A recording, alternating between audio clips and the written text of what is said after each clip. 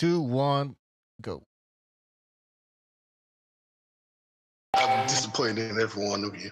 I'm sorry, I don't mean to offend you. I'm disappointed in every one of you. I kiss you on the mouth. No, I'm not cool with that. I'm sorry.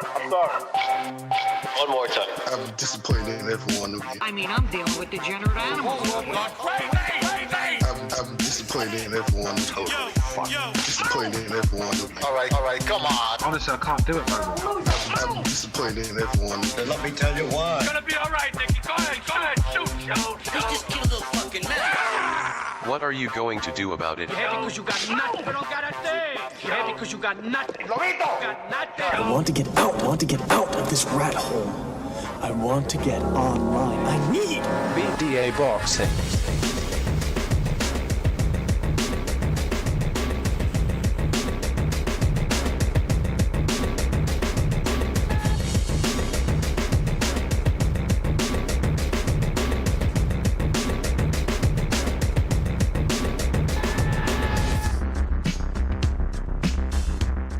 All right, this is King Bucho. Welcome to BDA Boxing, the Boxing Debate Arena.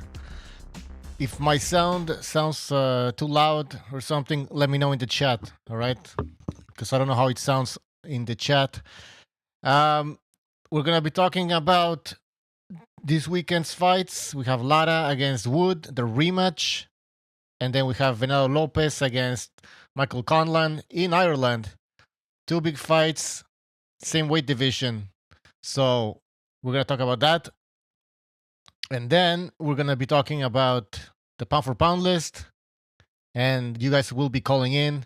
Hopefully you will give us your list. It doesn't have to be 10 fighters. You can do 5 fighters. And by the way, when you give us your pound for pound list, start from the bottom up. So we can build some sort of tension, and then you can reveal to us who your number one pound for pound boxer is. Shout out to everybody in the chat. We have Shadow Combat, Sina Musea, SS Games, LOL S13, Bernard, Not, Shazar, Jesus M, Dark Hado, Bray. What do we have here? We have a lot of people already here. Bentley Sports, Terminator, Timothy Figueroa, who else? The Quacks, Rapax Strong Company. Guys, welcome to the show. Grim Reaper as well. All right, let's start this party. I think we already have Gonzalo here. You can jump in if you want when you're ready. When I see you're on mute, I see that you unmute yourself, and okay, there you are. All right, Gonzalo, welcome back. Let's see. You want to start talking about... let's start with Lara against Wood, the rematch. How do you see this going? I think you wrote the prediction down. You said 9th round stoppage. Or was that for the Venado Lopez fight? I forgot. No, I can't hear you, Gonzalo. I don't know if... oh, maybe I muted you. Can you hear me? Yeah, I hear you. I think I muted you. Anyways, go ahead. I think I wrote that down as a comment in one of the videos.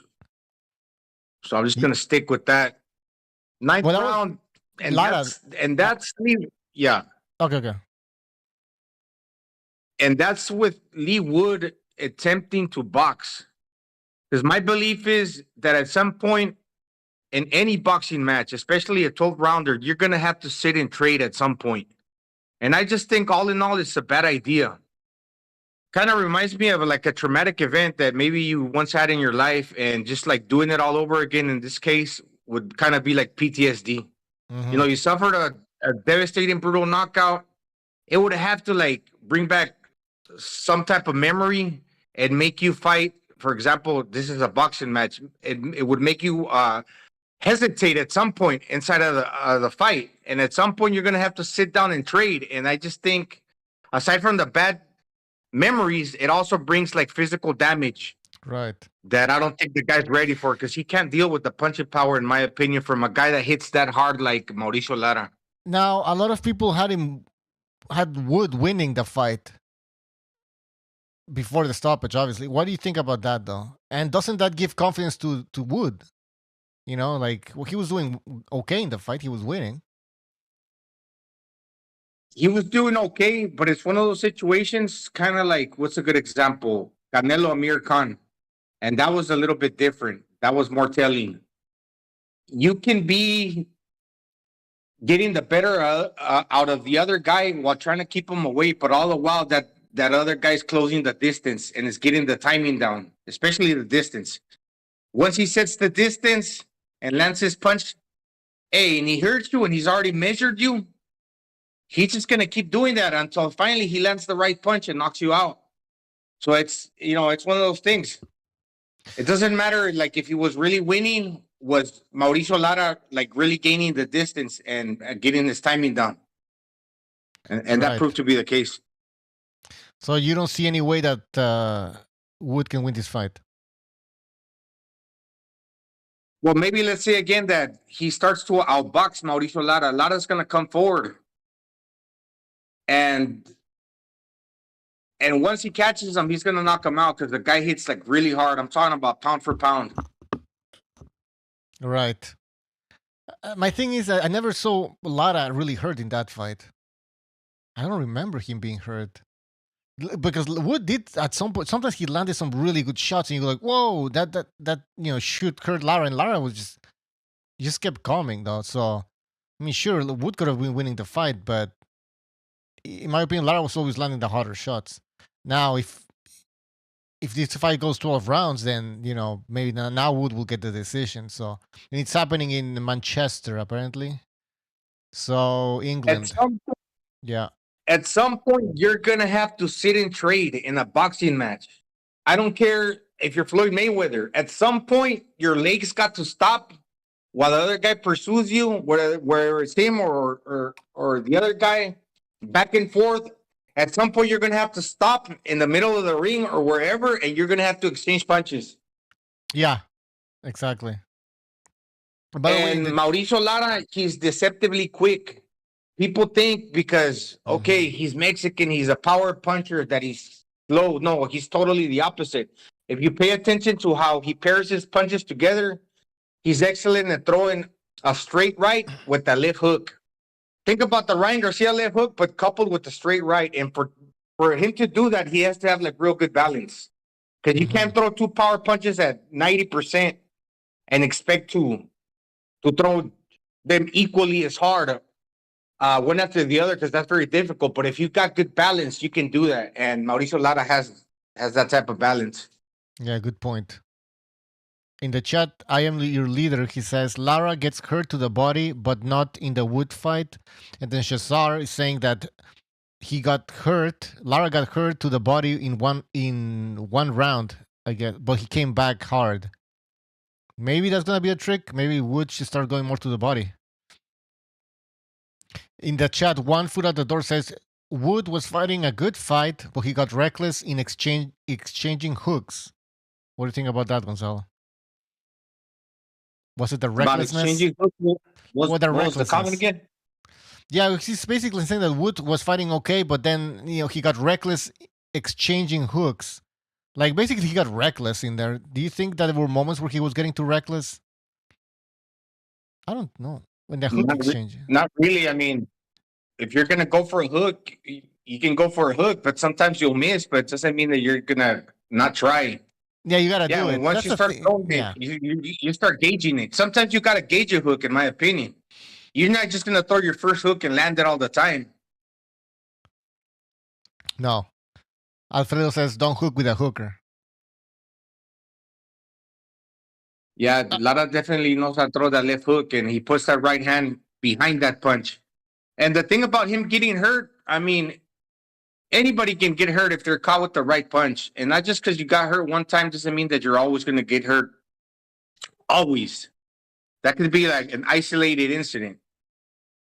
Right, exactly. That happens to every any boxer.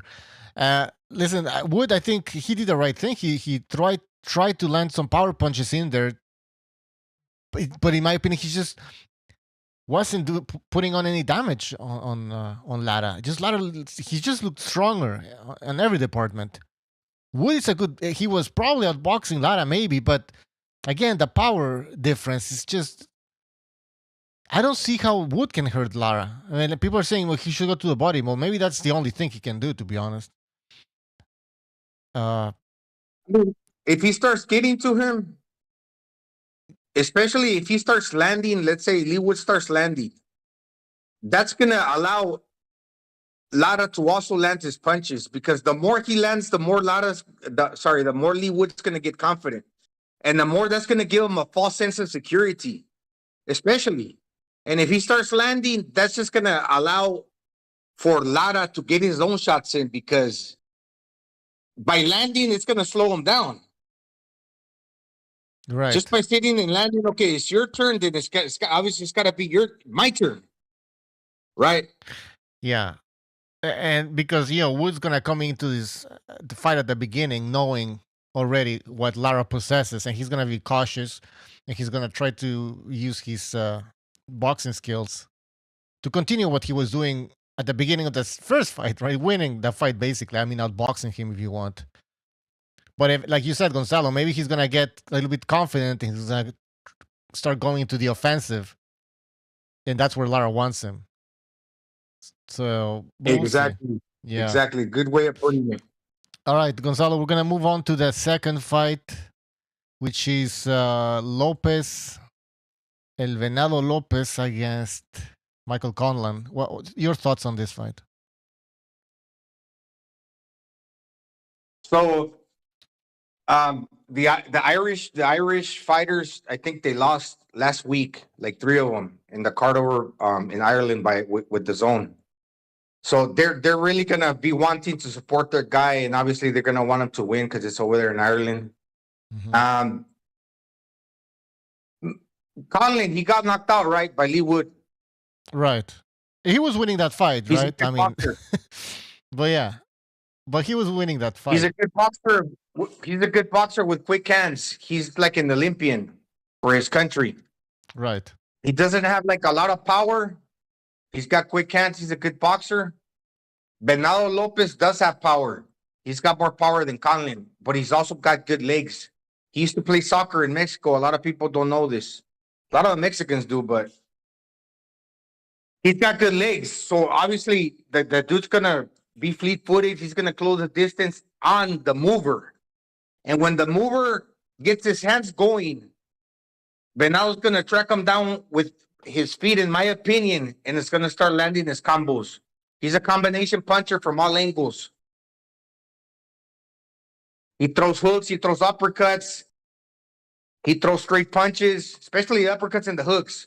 When Venado chases him down with the feet, Conlan's going to retreat or he's going to try to trade, but all the while, Venado's going to keep up with him with the legs. So, yeah, it's one of those things. I don't think that that Conlan wins. I think Venado gets to him and knocks him out, in my opinion. In the chat, I'm your leader. He says Michael Conlan will get the decision if he can survive. That's what I think is going to happen. He's a good boxer, So Ireland, you go to decision. Although we saw some decisions last time, but still, I don't know. I can really break this fight down, to be honest. But from what I've seen, I mean, Conlan is a better boxer. Wait, so Gonzalo, you think Lopez he's one of my favorite fighters. He's a whirlwind. He throws hooks like helicopter punches, like freaking, like he close arms you like straight. He keeps the elbow straight. He swings that arm like a helicopter punch, like a roundhouse. He throws devastating uppercuts. He keeps coming forward. He keeps barreling forward, throwing hooks, uppercuts, straight punches. He doesn't stop. So that's something to take into account. He's gonna bust you up in there, and he's gonna land. So people might not consider that quote unquote pretty to watch, but I think it's pretty awesome.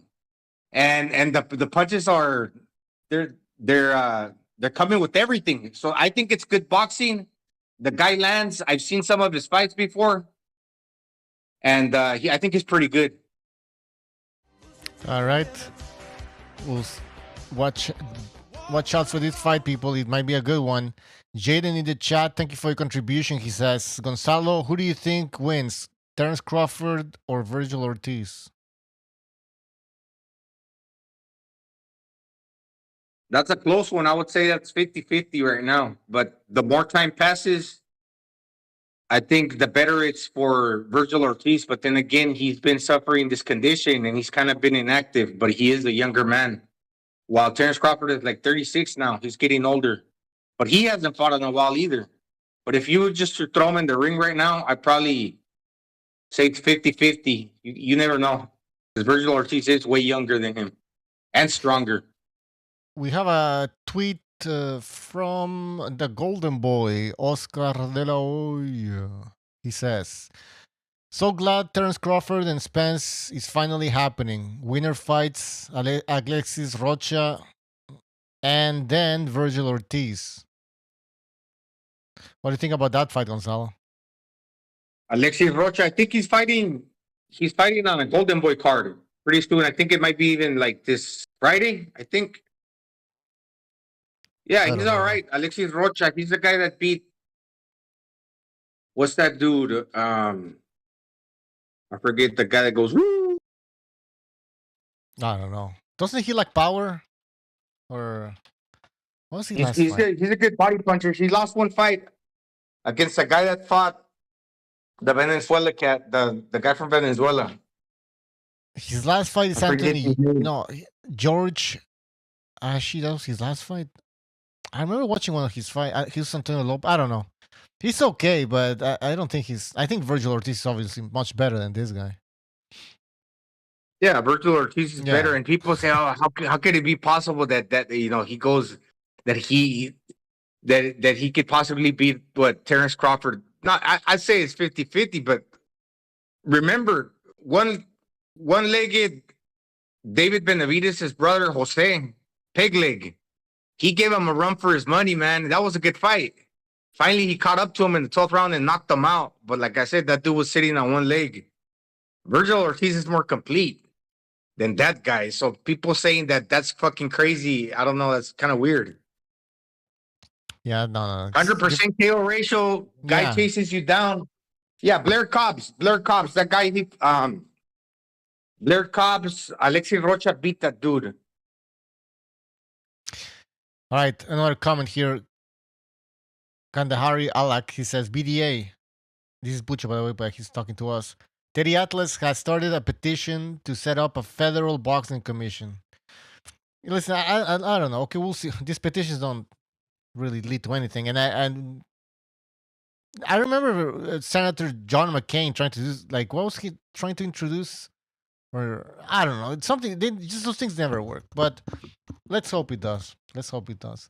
He's been talking about that for years, so like for at Yeah. least 5 years about that boxing commission, even longer. Yeah. The federal commission, nationalize the sport or whatever. Like, it's not. Pff. Yeah, fuck McCain, somebody says. Yeah, all right. We're going to open the phone line soon. We're going to start doing the pound for pound list. Gonzalo, I don't know if you have your pound for pound list ready so we can do this, get this party started. Kind of surprised me with that one. I'm just gonna throw a few names out there. Well, no, you know what? Write down your list, and we'll get back to you. I'll open the phone lines in the Okay. meantime. And people in the chat, you can call in, give us your pound for pound list. And if you want to talk a little bit about the fights that are happening this Saturday, you are free to do so. We also have Okoli, the cruiserweight, defending his WBO title. I don't know how many people want to talk about that. I don't know if I'm missing any other fights. And then next week we have Clarissa Shields, so nobody cares. And then the week after that, June the 10th, we have Teofimo Lopez against Josh Taylor. So that's a good fight. Stay tuned for that. We're gonna have a lot of shows for that fight. Okay, I'm opening the phone lines. Give me 2 seconds. There, you can hear that shit. All right, I'm gonna post the number on the screen, and I'm gonna be posting it as well in the Your chat. show now. Press 1 to hear. Your show is scheduled to start in 32 seconds. What the fuck? I muted that thing. Anyways, Where's the number here? Here we go. Numbers on on the screen. Call in. Give us your pound for pound rankings. Pound for pound rankings. And as you can see on your screen, we're gonna be showing the pound for pound list. Your show will go live in 5 seconds. God, shut 4, up. 3, 2, 1. Blog Talk Radio. That's annoying. Let's see. Oh, there you go. You guys can see on the screen. We got the pound for pound list ready. Call in. Call in. Now, I don't understand how many of these pound for pound lists that I was looking at on the internet, they have Canelo below Terence Crawford and Spence. I mean, sure, Canelo lost against Bivol, but he lost against a light heavyweight that just looks much bigger than Canelo. And he's bigger than Canelo. Size-wise, he's bigger, longer arms, taller. I don't think losing to somebody that's big and he's a champion on top of that, unified champion, losing to one of those types of opponents shouldn't penalize you. Right? I think you should be penalized for fighting once a year. Yeah, I would say if you lose to a guy within your own division, yeah, that should drop you. And I mean, you went up, you challenge yourself. Maybe it drops you a few slots, but doesn't knock you out the list entirely. And like Crawford, he's been fighting like regular dudes. Exactly. Like, listen, if Canelo would have lost to Killer Plant, then okay, he lost to a contender in his weight division. Now you got to take some points away. But when you move up in weight and you challenge yourself like that, then you shouldn't lose anything. By the way, Terence Crawford, all right, sure, he started at 135, now he's at 147. A lot of people go, well, 3 divisions, that's a lot. Give him some credit. He's fighting bigger guys. He's bigger. He's a welterweight. He's a welterweight. De La Hoya started at 130. He was a big 130. His height was 5'11", I believe, or 5'10 and a half, whatever. That's big for a super featherweight. Ended up at welterweight. Now he was fighting guys more or less his size. Then when Canelo moved up to middleweight, then you give him additional credit because he's actually fighting bigger guys. Although he failed in his middleweight campaign, that's not the point. The point is that that was a real challenge. What Crawford is doing at welterweight is not really a challenge. He's not fighting bigger guys. Sometimes he's even bigger than his opponents at welterweight. So we have to take that into consideration. All right, let's take a phone call here. All right, 562. Can you hear me? Yeah, you hear me? Yes. Welcome to the show. Go ahead. Oh, what's up, man? What's up? Now, first time calling in. Really enjoy the show. Thank you. But I want to give you my pound for pound list. I think. Well, I'm just give you 3, the 3 main ones. Mm-hmm. I'm on my list. Well, which order? One. Give us number 3. Usyk 1. Okay. I got Usyk number 1. I say Inoue number 2, and I say Crawford number 3. I mean, the list. The other list is whoever wants to. Because after that, I think it's like whoever wants to. Those are just fans, people being fans. At my point, in my opinion, people have Tank, people have Loma. Like, people don't even have what is it? What's his name? I mean, no, for God's sake, they have Tank in there. But yeah, no, those 3 are my main ones. Can you repeat them? You said Usyk, Inoue, and who? I got Usyk number 1, Inoue number 2, and then Crawford number 3. I think those guys are like the cream of the crop. I would have Canelo in there, but I mean past performances hasn't really been up to par. But yeah, I got Inoue number 2. Reason why being is what's his name? He's fighting undisputed with Fulton, correct? Or am I wrong? No, he's moving up in weight to fight Fulton. Right? Yeah, okay, yeah. And then number 3, well, Crawford. I mean, he had a good. I mean, he was undisputed, but his run to undisputed was kind of not really strong. But I mean, if he beats Spence, it becomes undisputed. I would have him number 2 or number 1 with Usyk. All right. In the chat, Joe is telling me you have to give credit to, you have to give Crawford credit that he was undisputed and people do dog him, Bucho. I mean, I give him credit for Yeah, I give him credit, but I mean, the run wasn't as really. You get me? Right, Lon. He's a pound for he's a pound for pound. He should be on the top 10 pound for pound list. Don't get me wrong. Now the question is how high is he? And like you said, that 140-pound run, it's not impressive at all. At all. I mean, Postol not at all, in my opinion. I think him and Haney probably have the same run at undisputed. They're probably the same. Yeah. Shit. That's just my opinion. I mean, to me, the best undisputed runs right now in the 4-belt era is Canelo and Usyk. Yeah, I agree. Because there's not even a lot of them, anyways. Yeah. All right. Yeah. Well, I mean, looks pretty good. Yeah, man. Thank you so much. All right. Take care. All right, Gonzalo. Let me know when you have your list. I'm jotting a few names down. All right, I'll take another call. I'm gonna take another call, and you can you tell me when you're ready. 240, you're on the air. 240.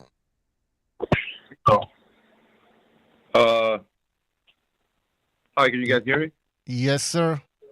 Pound for pound time. Hi. So my list is starting from the bottom. I have Shakur at 10. All right, hold on. Bertabiev 9. Don't go too fast. Shakur 10. Okay. Yeah, because then we gotta. I got Bertabiev at 9. Beterbiev at 9. Acceptable. I got Davis at 8. All right, Tank Davis. Yeah. Oh boy. Okay. I 7. know, but at some point we have to recognize his greatness. I got Crawford at 7. Okay. Well, because he beat Ryan Garcia. Well, you guys made it seem like it was a big fight, right? I never. It was a big fight. It was a big fight because it was a big, but not because of skills. Was the most, for you guys, Ryan was the biggest fight. For me, that wasn't the most dangerous fight for Davis. Okay. Then I'm just gonna finish real quick if I can. I got Crawford at 6, just because he hasn't been fighting no one lately. I got Spence at 5. Are you following? No, 7 Crawford, 6. Who's 6? Spence. Okay, this makes sense. I agree with this. I have Bivol at 5. Okay. Next. I have Fury at 4. Interesting.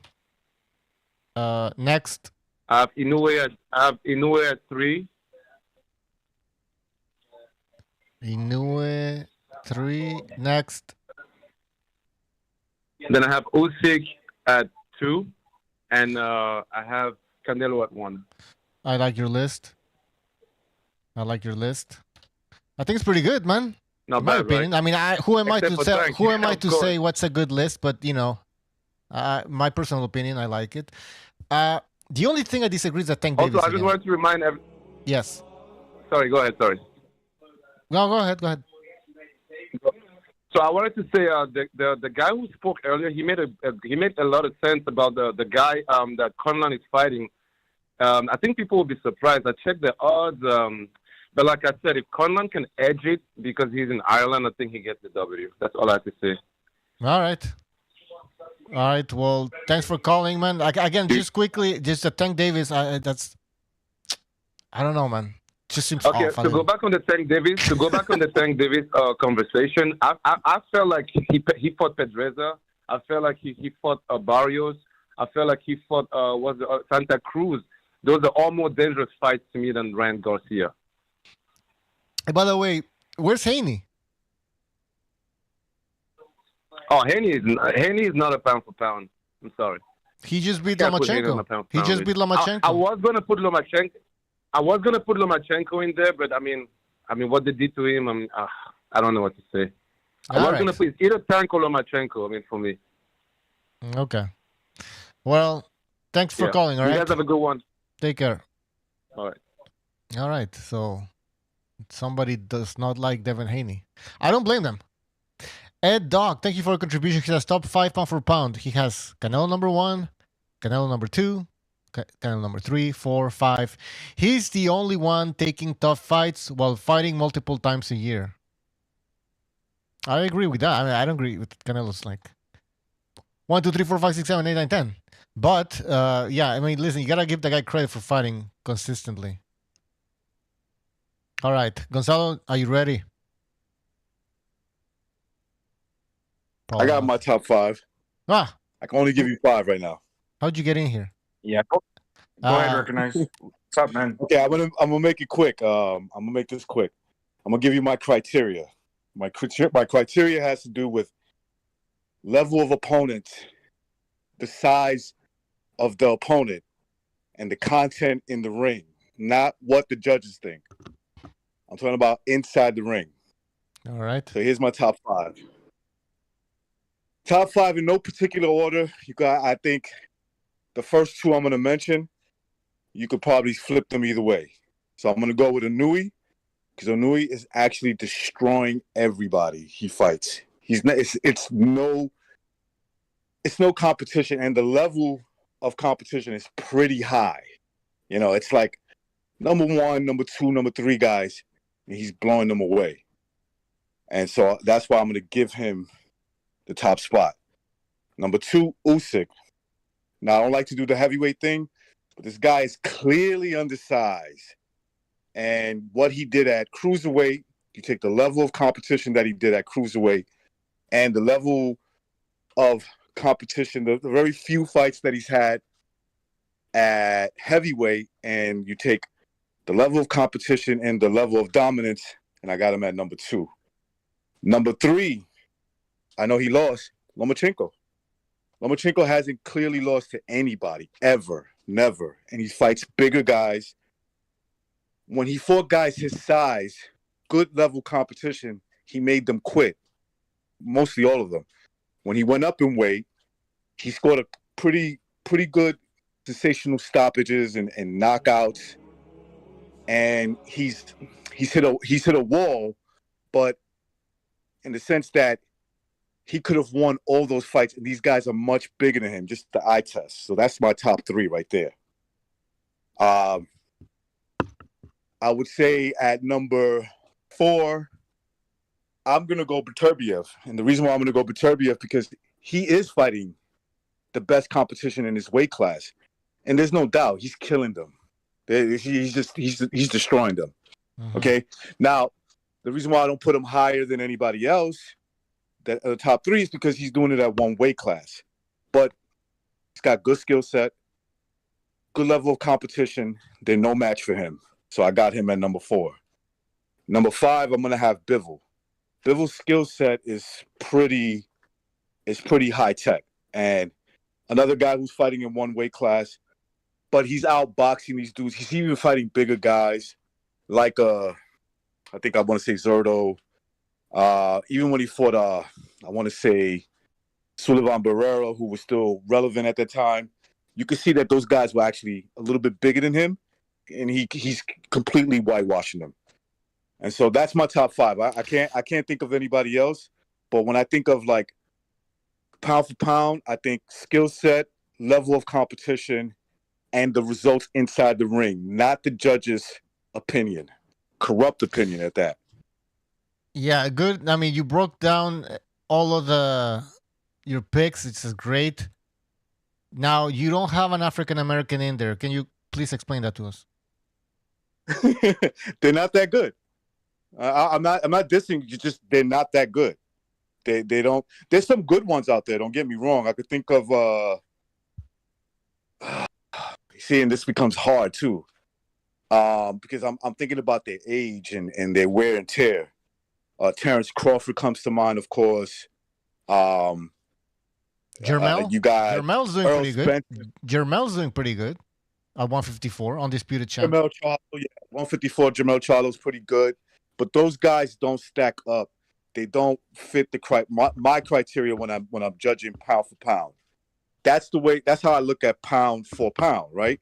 I look at what that guy is capable of doing because of his skill set. The skill set comes first, and then everything else comes second and third. Yeah, but you got to look at also. I mean, you're looking at dominance in a way, right? Would you say that?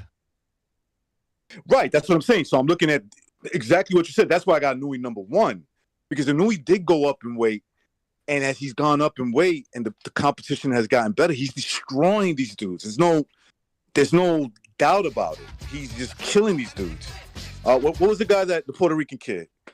That was fucking sensational. Not sensational in the sense that he's beating everybody, but nobody came close to knocking him down, knocking him out. And he did him in 2 rounds. What the fuck is his name?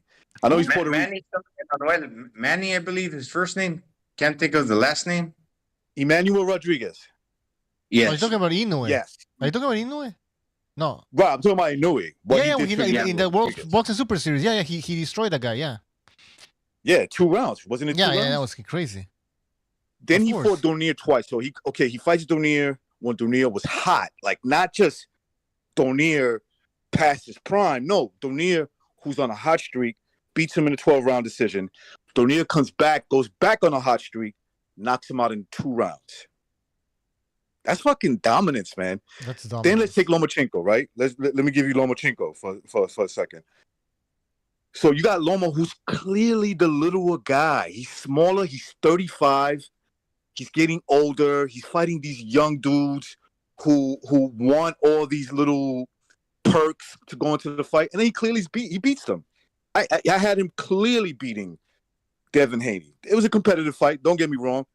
The best I could do for Devin Haney, 4 rounds. That's the best I could do for him. He lost.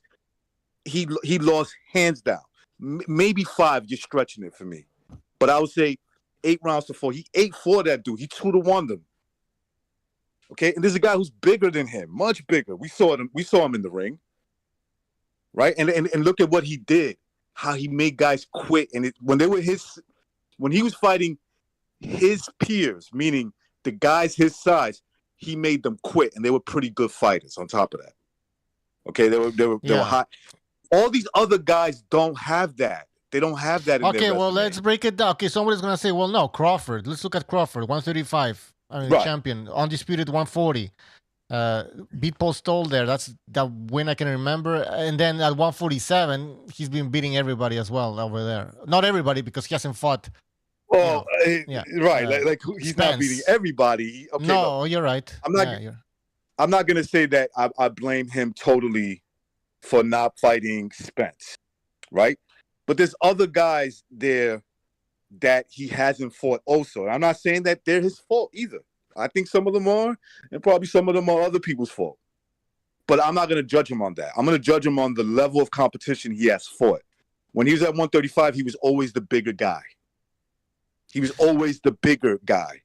And when he fought top-level competition, he beat some by stoppage. He beat some by decision, close to, decision wins here and there. Kind of lackluster performance from 135 to 140 pounds. Okay, comes to 147.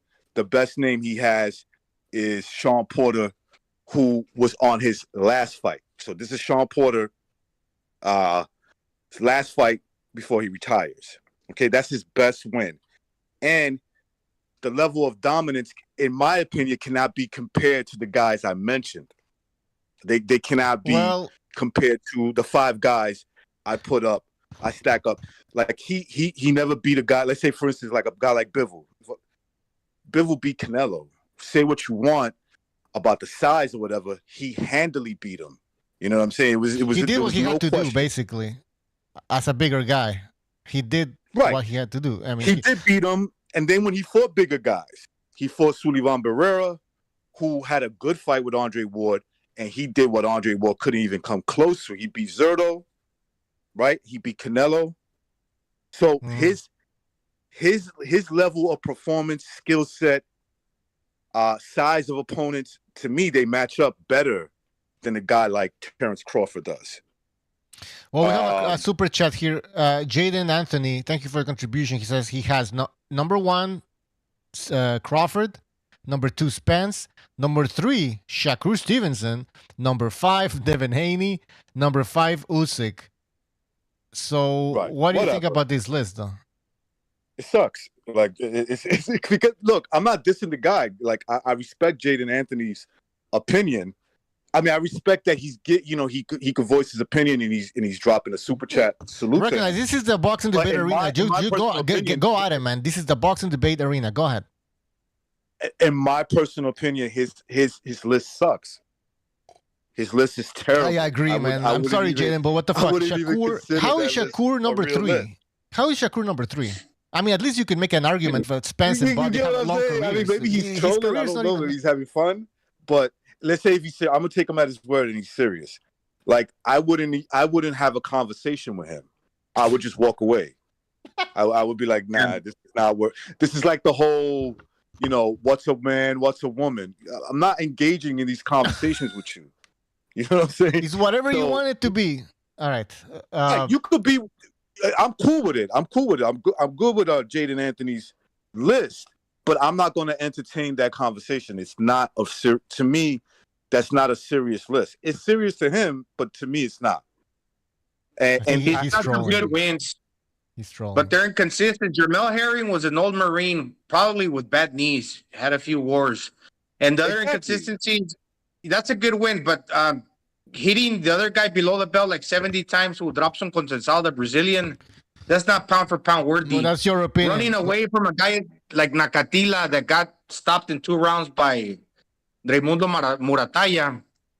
I mean, he was afraid to get hit with the right hand, and he ran for 12 rounds. That's inconsistent. Well, that's your opinion. See, the low blows, that's your opinion. The running around, that's your opinion. That's it. That didn't happen. Even if you saw it, it's still just your opinion. That's how it works.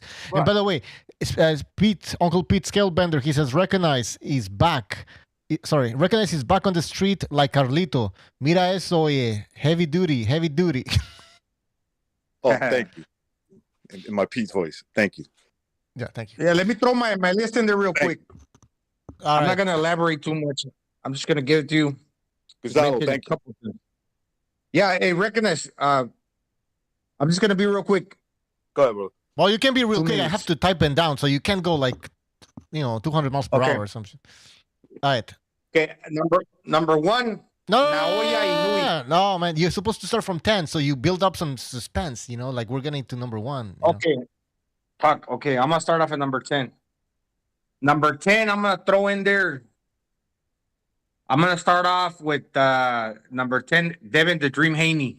Oh my God. Undefeated, youngest, undisputed champion. You're not working for ESPN. Went to Australia 2 times, beat Cambosos, and gave Lomachenko a run for his money. They gave him the decision. So I'm just going to put Devin Haney. He surprised me. He got a good chin.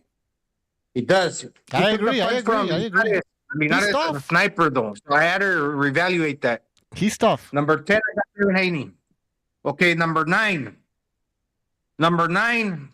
I got Vasily Lomachenko. Smaller guy, fighting at 135, arguably beat Devin Haney in my opinion. He landed the more effective shots, snapping Haney's head back in the championship rounds. When he stepped off the gas in the 12th, for some reason, the judges thought that was good enough for Devin Haney, all the while they were saying the round is still up for grabs and somebody got to close the show. But just because he wasn't as dominant as he was in the 11th, that is Lomachenko, that just can automatically go to Haney. No, you got to look at it like you got to be fair. So I think Lomachenko is that fight. It was a little controversial, but that takes nothing away from Haney or Lomachenko. I got Lomachenko at number 9. All right. Then I'm going to go at number 8. I'm going to say it's Jermel Charlo, undisputed at 154. I was hesitating to include him, but I'm just going to go ahead and put him on there because I thought that the first Castano fight, he lost. At best, I don't know, did they have it a draw? No, they gave it to Jermel Charlo. So that's a robbery right there. You can't be getting these robberies, these gift decisions, and think that you're just gonna be because you got the win, that people are not gonna notice. But yeah, okay, I'm just gonna say he beat him convincingly in the rematch, and I'm gonna put Jermell Charlo undisputed at number 8. Number 7, I'm gonna throw in there Terrence Bud Crawford, 3-time 3-division champion. He's got 2 of the belts at 147. He's got like 9 knockouts in a row at welterweight. I think he's knocked everybody out at welterweight. And there's a few knocks on him because he's been fighting the run-of-the-mill, like the regular guys. But then again, he's going to take this dude on. But for now, yeah, I've just got him at number 7. All right. Number 6, I'm going to throw in there Beterbiev. I forget what his first name is. Arthur Beterbiev. Arthur Beterbiev. He knocked out Joe Smith Jr. He's 100% KO ratio. Devastating power. Hey, man, what can you say? 100% KO ratio. He's got 2 of the belts. He's got good wins. He's racking up some title defenses. I don't know how far he is as far as like all time, how many defenses, but he must be up there. Okay. At number 5. I believe I'm on number 5 now. No, right? Number 5. Yes, number 5. 5, I'm going to put Saul Canelo Alvarez. Saul Canelo Alvarez, undisputed champion at 168. He's got all the belts. He cleaned out the division like in 1 year and a half. Then he went up. Listen to this. He went up and challenged himself at 75. So that's a good thing, win or lose. He challenged himself. Okay, and he's came back and he had a good win against Ryder. Brutalized him. Broke his nose. Every time he's touching you, he's busting you up. He's breaking your arm, your nose, your eye socket. So he's good. Canelo Alvarez. Okay, at number 4, I'm gonna include Tyson Fury. A lot of people don't include heavyweights, but for a guy 6'9", on the opposite side of the coin, for a guy that big, he can move. He's fleet-footed, like a smaller man.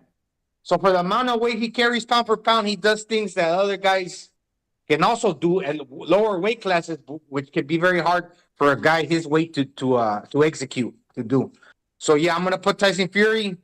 He's the champion of the heavyweights. Well, he's got 3 of the belts, right? And he beat Deontay Wilder and all those guys that he beat. So yeah, Tyson Fury. You guys know the story with him. Oh yeah. That's number 4. Number 3, I'm gonna put Dimitri Bivol. I believe that's his first name, Dimitri Bivol. And the reason that I'm putting Dimitri Bivol at number 3, because if he were American, they would have him at number 1. But he's not. And you got to give this guy his credit, because if you don't give him his credit now, they never will. They never freaking will. And I know he fought a smaller Canelo, but it's not just Canelo. He's racking up the title defense. He's 3rd of all time. I think he's got 10 title defenses. That's quite substantial. I know he's not going to pass up Darius Michulsetsky. I don't think so, because that dude got 25. Michulsetsky, I believe is his last name. That dude's like number 1. And he's closing in on the 2nd spot. And those are like 2 guys that are tied for 2. Gluslevich and Bob Foster. Those guys are number 2. But Dimitri Bivol's closing on that spot for those 2 guys tied at number 2. So yeah, Dimitri Bivol. I'll put him in number 3. And number 2, I'm going to put Alexander Usyk. Oh, hey, sorry, correction. Tyson Fury got the 1 belt. Usyk got the 3 belts. That's why he's rated higher. Yeah. So I got Alexander Usyk, smaller guy, cruiserweight, moved up in weight, been beating some of these heavyweights. I think he's got 4 fights at heavyweight, but nonetheless, he got the 3 titles, right? And he beat Anthony Joshua 2 times. So the guy's real good. He could put up with the power. He got a good chin. He's a good boxer. He's trained by Lomachenko's dad. He's a good fighter. So 3 belts right there. Usyk. And number 1, I'm going to put Naoya Inoue.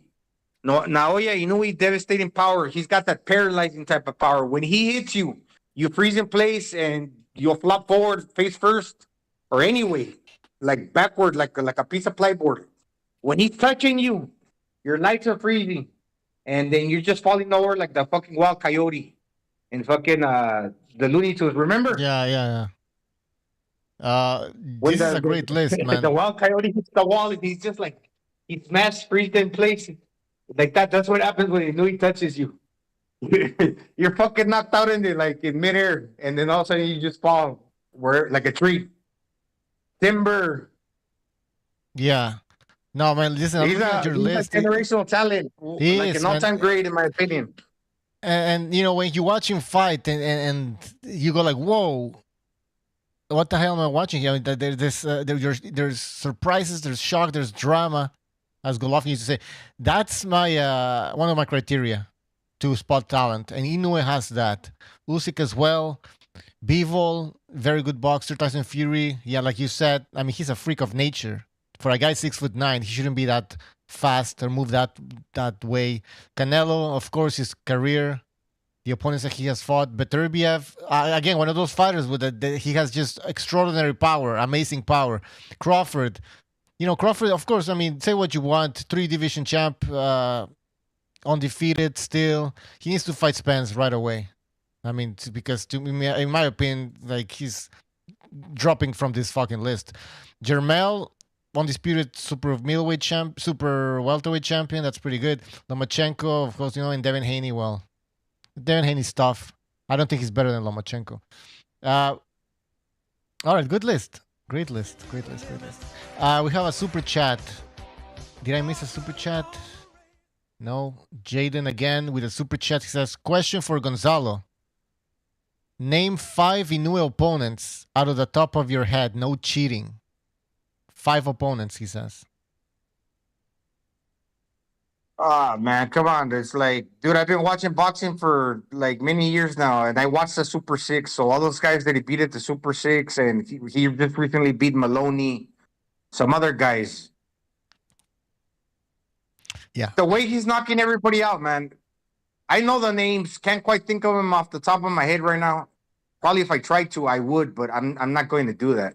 But I know everybody that he's. What's the question? Why is the reason to ask Gonzalo? Yeah, because the names? He wants like a Sugar Ray Leonard type of, he beat Hearns, he beat Hagler, he beat Duran. You know what I mean? It's Well, Sugar Ray Leonard beat these guys. They weren't the legends that they are. They were. It was in the journey of their career. Okay, Tommy Hearns was just a great fighter, a great upcoming fighter who was a champion, who was only 22, wasn't even close to being, the Hall of Famer that he ended up being after the fight. No, but the thing is that these 5 opponents, as if winning in multiple divisions doesn't count. Now you're gonna say, well, Crawford as well, but name me 5 opponents that Crawford has fought, and he's 32. Yeah, and he's 32. Spence. Well, man, this guy Jaden has Shakur Stevens in number 3. He doesn't even have Inoue in the top 5, right? Give me 5 names Shakur has beaten. I mean, you have Valdez, who has now looking like shit, and who actually lost to Conceição before he fought Shakur. And then you have look how much bigger he is than Valdez. He was much bigger, and Shakur gets no props, man. He's an average. What I mean by average, he's an average, highly touted prospect. There's nothing special about him. He's a weight bully. He fights guys that are smaller than him, and he cheats. He does a lot of low blows. He's not that good. Someone's like Mark says recognizes pound for pound list is terrible. Okay, that's fine. That's his opinion. Like, okay, well, I gave you my. Nobody's gonna nobody's gonna agree with everybody. Mark probably goes by popularity. He can't break down boxing skills. Probably. I don't know who Mark is, but I gotta give it recognize. I like his list, and he broke it down. That's the thing you guys don't understand. I mean, he just didn't. Oh well, I have like this Jaden there. I mean, I know he was super chat, but still, I mean, I don't understand how you have Shakur number 3. There has to be an explanation. Well, you see, guys like Mark. I'm not dissing Mark, but guys like this is what they do. They lick their fingers and they see where the wind is blowing. They point it in the air and they say, "Oh, I'm gonna go." They're not confident in an opinion. They're waiting for the crowd sources to give them an opinion, and then they'll say, "Oh, Canelo." Oh, and by the way, I got Canelo number 6. You know what I'm saying? I do agree. He's still in the top 10. He's just that he's falling down. He's getting older. Yeah. I still think he's better than Terrence Crawford and Spence. That's what I disagree. He's better than listen. both I don't. for sure. Me, in my opinion, you don't have to put Canelo number one. I don't give a shit. Like I don't think he's up there anymore. But at the same time, what I don't understand is how you have Canelo below Spence and Crawford. That's where I have an issue. No way. He's fought better competition. He's moved up in more weight classes. He's more accomplished. All that stuff. He's the better of those three. He's in my opinion, he's getting older. Okay, I know he's 32, but I think he doesn't. When you had 60 plus fights, man, 60 plus professional fights, you got to expect the guy to start slowing down just a little bit. Come on, man, and that's happening to him. But he's still better than all those guys. All right. Action Jackson's telling me to pick up the phone. There's a bunch of phone calls here. By the way, Eat Dog, thank you for your contribution. He says, my real pound for pound list is Canelo, then number 2, Virgil Ortiz, Benavides, Lara, Ruiz, Navarrete, Bam, Munguia, El Camarón, and Ryan Garcia. He goes for he has the Mexican pound for pound list. All right, let's take a phone call here. Sorry, guys, we're just talking boxing over here. 731, you're on the air, 731. Hey, what's up? Can y'all hear me, guys? Yes, sir. Go ahead. All right, I got my pound for pound list, man. I'm going to start with number 10. All right. Number 10, I got Fulton. Number 10, I got Fulton. All right, hold on. Don't go too fast. Number 9. Yes. Number 9, I got Haney. Okay. And I only put Haney on there, and I know that the decision that happened Saturday was I didn't even agree with it, but the fact that I think that he kept the fight close enough for it to look like he possibly could have won, I think I got to put him on there because he kept the fight close enough. But I do think that Lomachenko should have won the fight, though, regardless. Okay. Number 9, I got Haney. Number 8, I got Jermell Charlo. Mm-hmm. Number 7, I got Yeah, no, go ahead. Number 7, I got Ross Spence. Number 6, I have Beterbiev, number 6. Okay. Number 5, I have B-Ball. Mm-hmm. Number 4, I have Canelo. Mm-hmm. Number 3, I have Crawford. Number 2, I got Inoue. And number 1, I got Usyk. Why do you have Usyk number 1? I think him beating the odds and beating Joshua the way he did, real easy the first time. And the second time, I think that was one of the best Joshuas that we've seen as far as preparation and actually trying to win the fight. I think that's one of the best Joshuas we've seen, and he was able to beat both of them. I think that was a huge jump for Usyk to be number 1. I think he should be number 1 on everybody's for that because he beat a guy that's way out of his weight limit, way out of it, and way taller and everything. So I think that he deserves the number 1 spot easily. I agree. For what he was able to accomplish at cruiserweight also. Mm-hmm. Your list is pretty good, I have to say. I think it's pretty good. People in the chat, let me know what you think about this gentleman's list. All right, caller, anything else? I got a question for the caller. If you can keep him on the line real quick, Vito. Yeah. Yes. No disrespect. I mean, this is just boxing. We're just talking. Quick question. If you believe that Lomachenko got the best of Haney, why would you put Haney in the list instead of Lomachenko? The only reason why is because, like I said, I think Loma could have actually closed that fight out in the 12th. And I just don't think that he did. But I think he still won, though. I think he won the fight. But the fact that I just don't think that he closed the fight right. And Haney was able to keep it close. To me, either Lomachenko should have won 115, 113, or a draw. That's all I'm saying. Like, because I wanted to put Lomachenko in there at number 10 still, but I was just like, the dude then kind of took 2 losses within like the past 2 or 3 years. And I know the first time he was possibly hurt or whatever versus Lopez, but still, I just think that within the 2 or 3 years that he's lost, and then the fact that I think he was able to beat Haney easier than what actually happened. But you know, hey, caller, somebody's asking somebody's asking, the chat Quack's asking, why is Fulton there? I put Fulton there because I think that he's actually dominant at his weight class.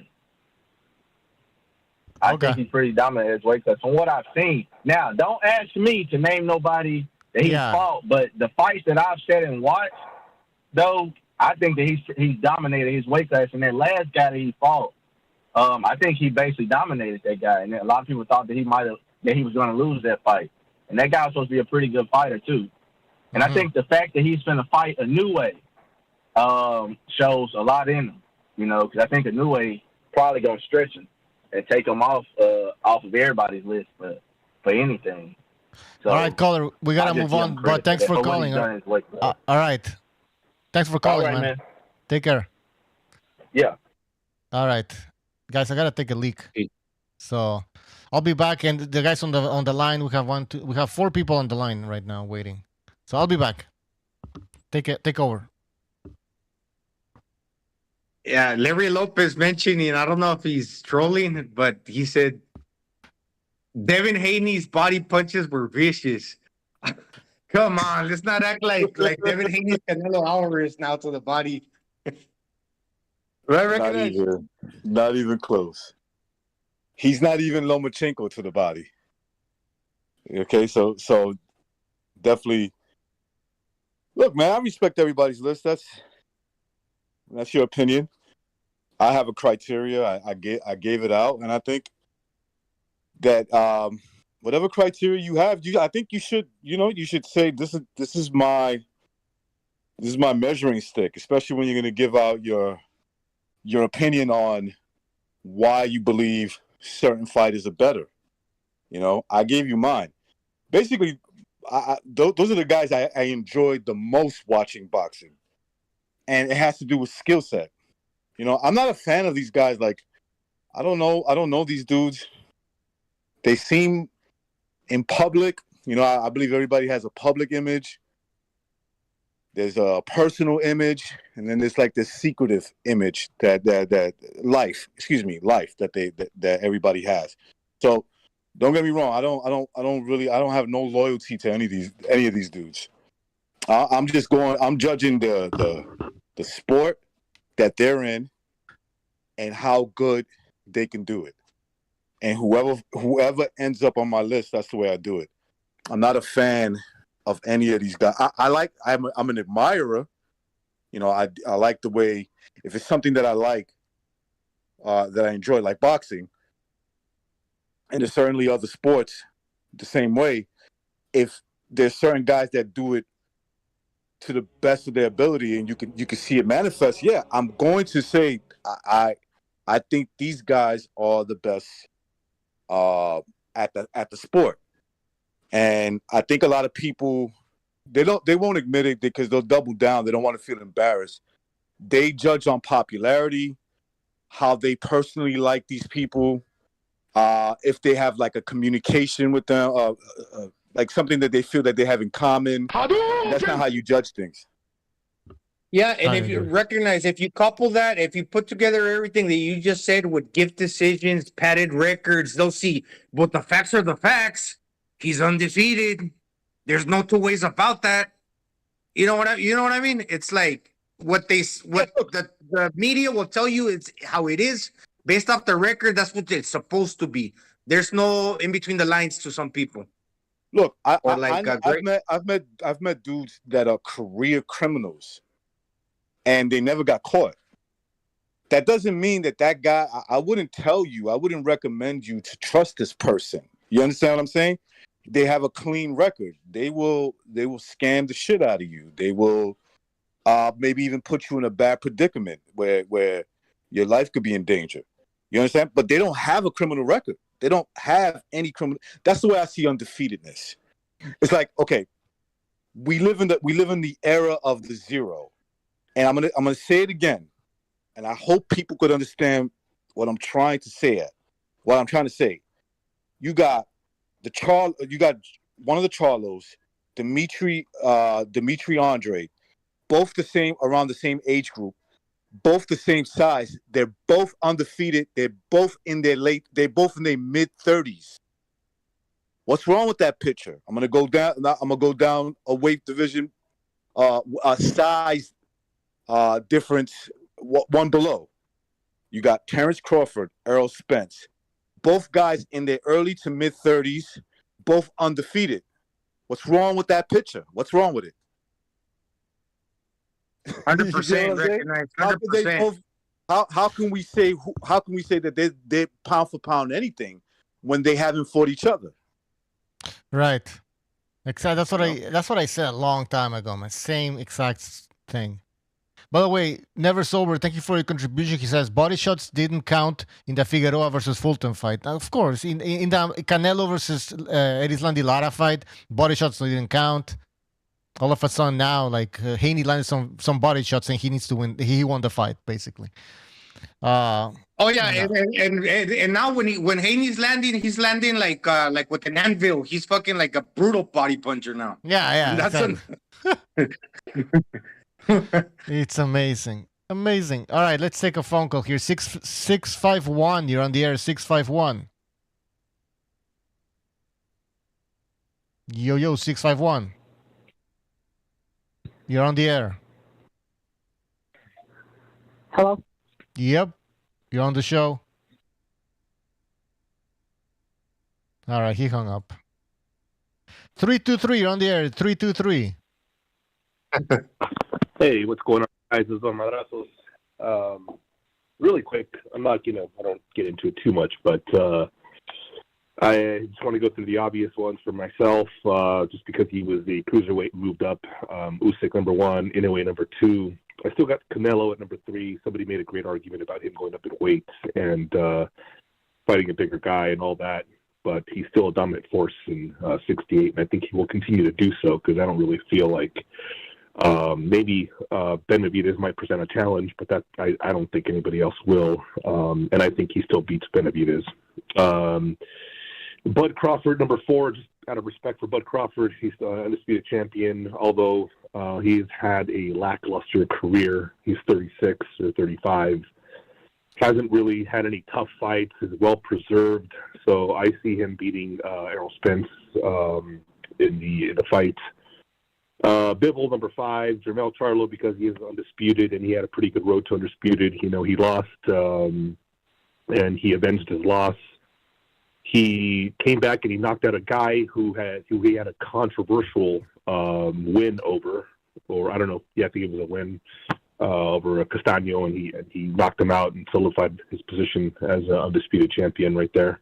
Number 7 is Beterbiev. Beterbiev is just destroying everybody at 175. I think he's a great fighter. I think the way he dismantled Joe Smith Jr. was great too, 2 rounds, and the way he had a tough fight with Anthony Yard.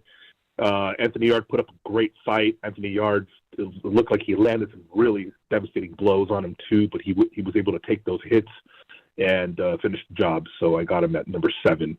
Number 8, I still have Loma because I think he won the fight this weekend. Loma because he came back from inactivity and he had a couple of fights that were great. In the fight with Lopez did beat him. I think he beat him by 1 round over the weekend. I don't think Haney was nearly as dominant as Loma. As Lopez. So you can't sit there and watch that fight. I've watched it 3 times, guys. I slowed it down. I counted the punches. I looked at the punch rate. And I could see how people had those swing rounds for Haney because he did those pot shots here and there. But when Loma would get in close, he would do those great combinations. Maybe 5-punch combinations, would land 3. And then he started doubling up on his left and landing those with impunity. So I gave the fight to Loma still. At number 9, I still have Estrada, just because Estrada has been active for a long time.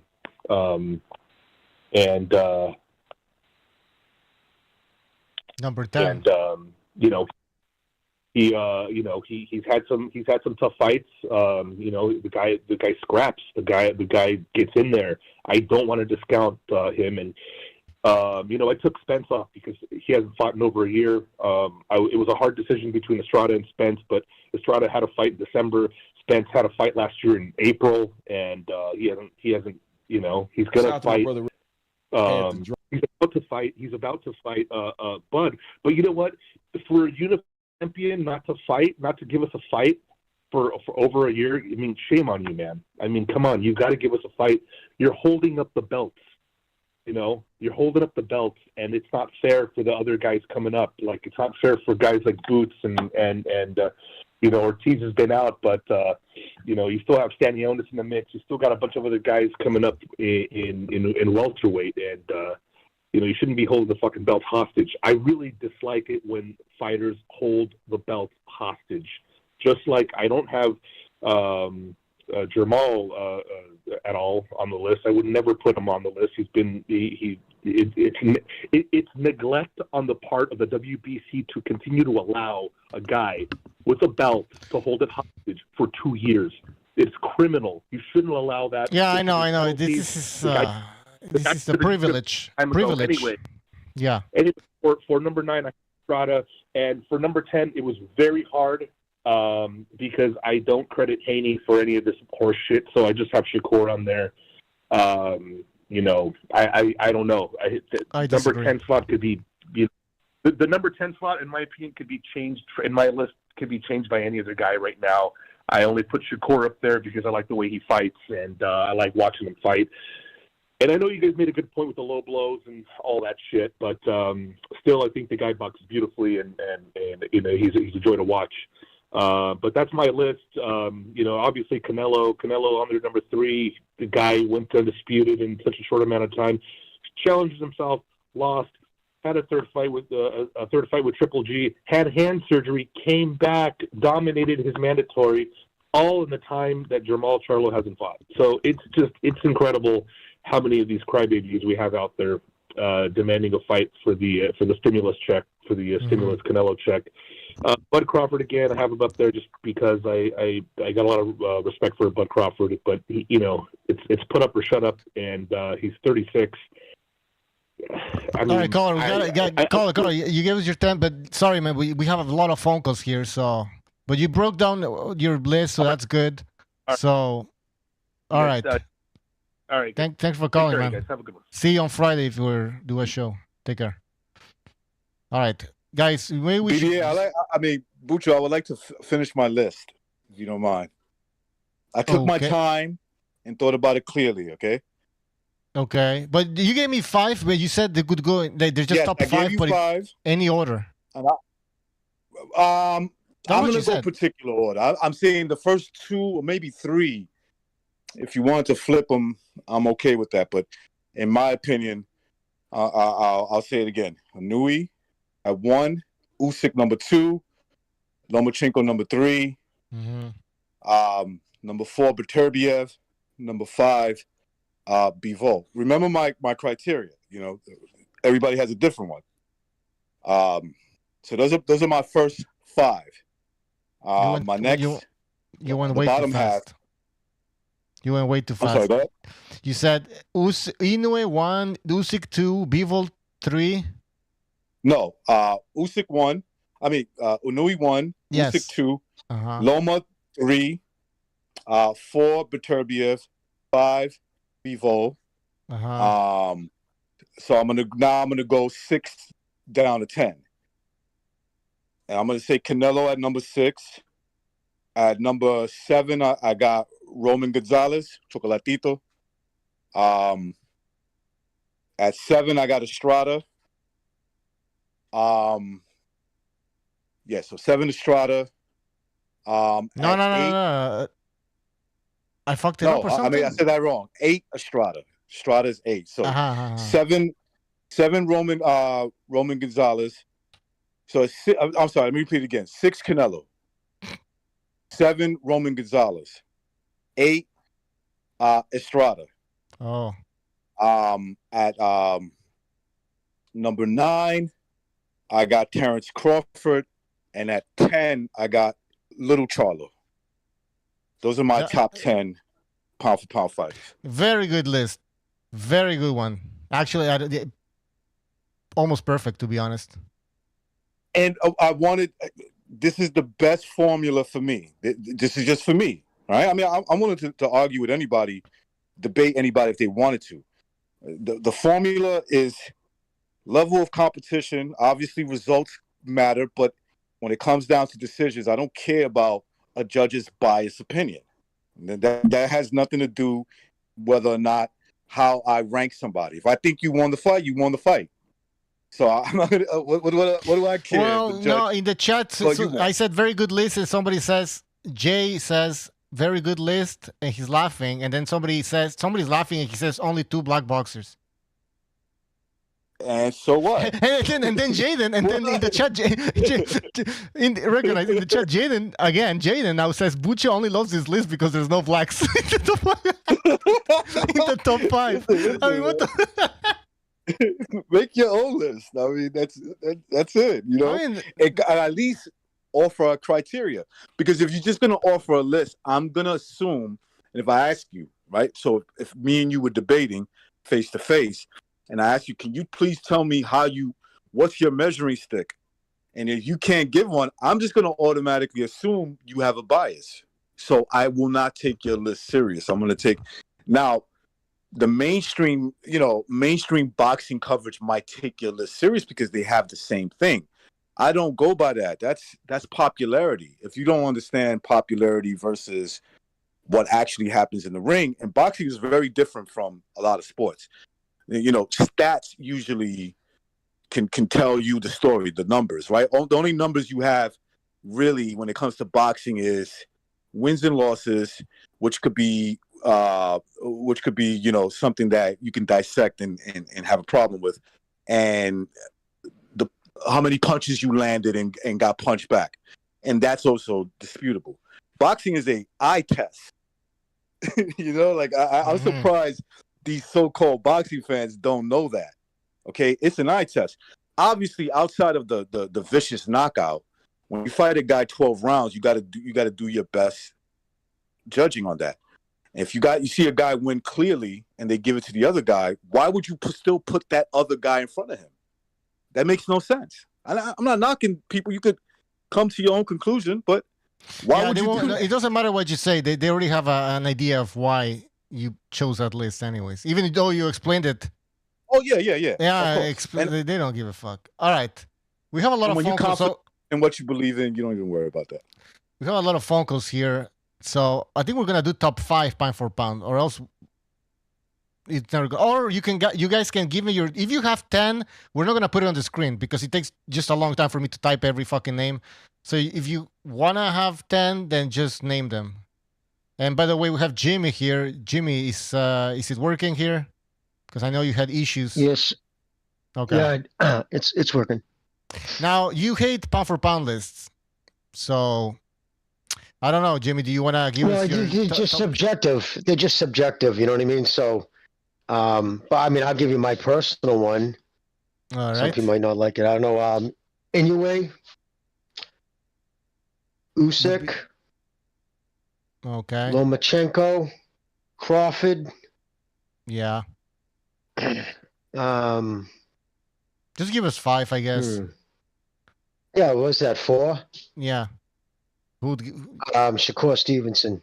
I'll round it up with him. All right, now I 5. have Jimmy. The thing with Shakur though. So what is your criteria? Yes, I'm basing it off of I really do. I really think he's got the skills. I think he's going to be a very dominant fighter at 135. I know a lot of people don't like it. A lot of people are angry with him and shit, but I personally think I could be wrong. We'll see, but I just think maybe it's projection. Okay, so you want to say what they've already accomplished? I guess that's what you want to go by. Well, I don't know, Jimmy. You tell me. It's your list. See, my list is usually what fighters I want to see. I like to see the most. You know, what fighters I want to go see. Like, I'm big on Keyshawn Davis. That young kid Mason's awesome too, but he's still just a fucking. With talent, Jimmy, right? Then okay, well then pound for pound is, in my opinion, is talent. There's a lot of factors, but talent. and obviously who they fought, like who's the most dominant, let's say.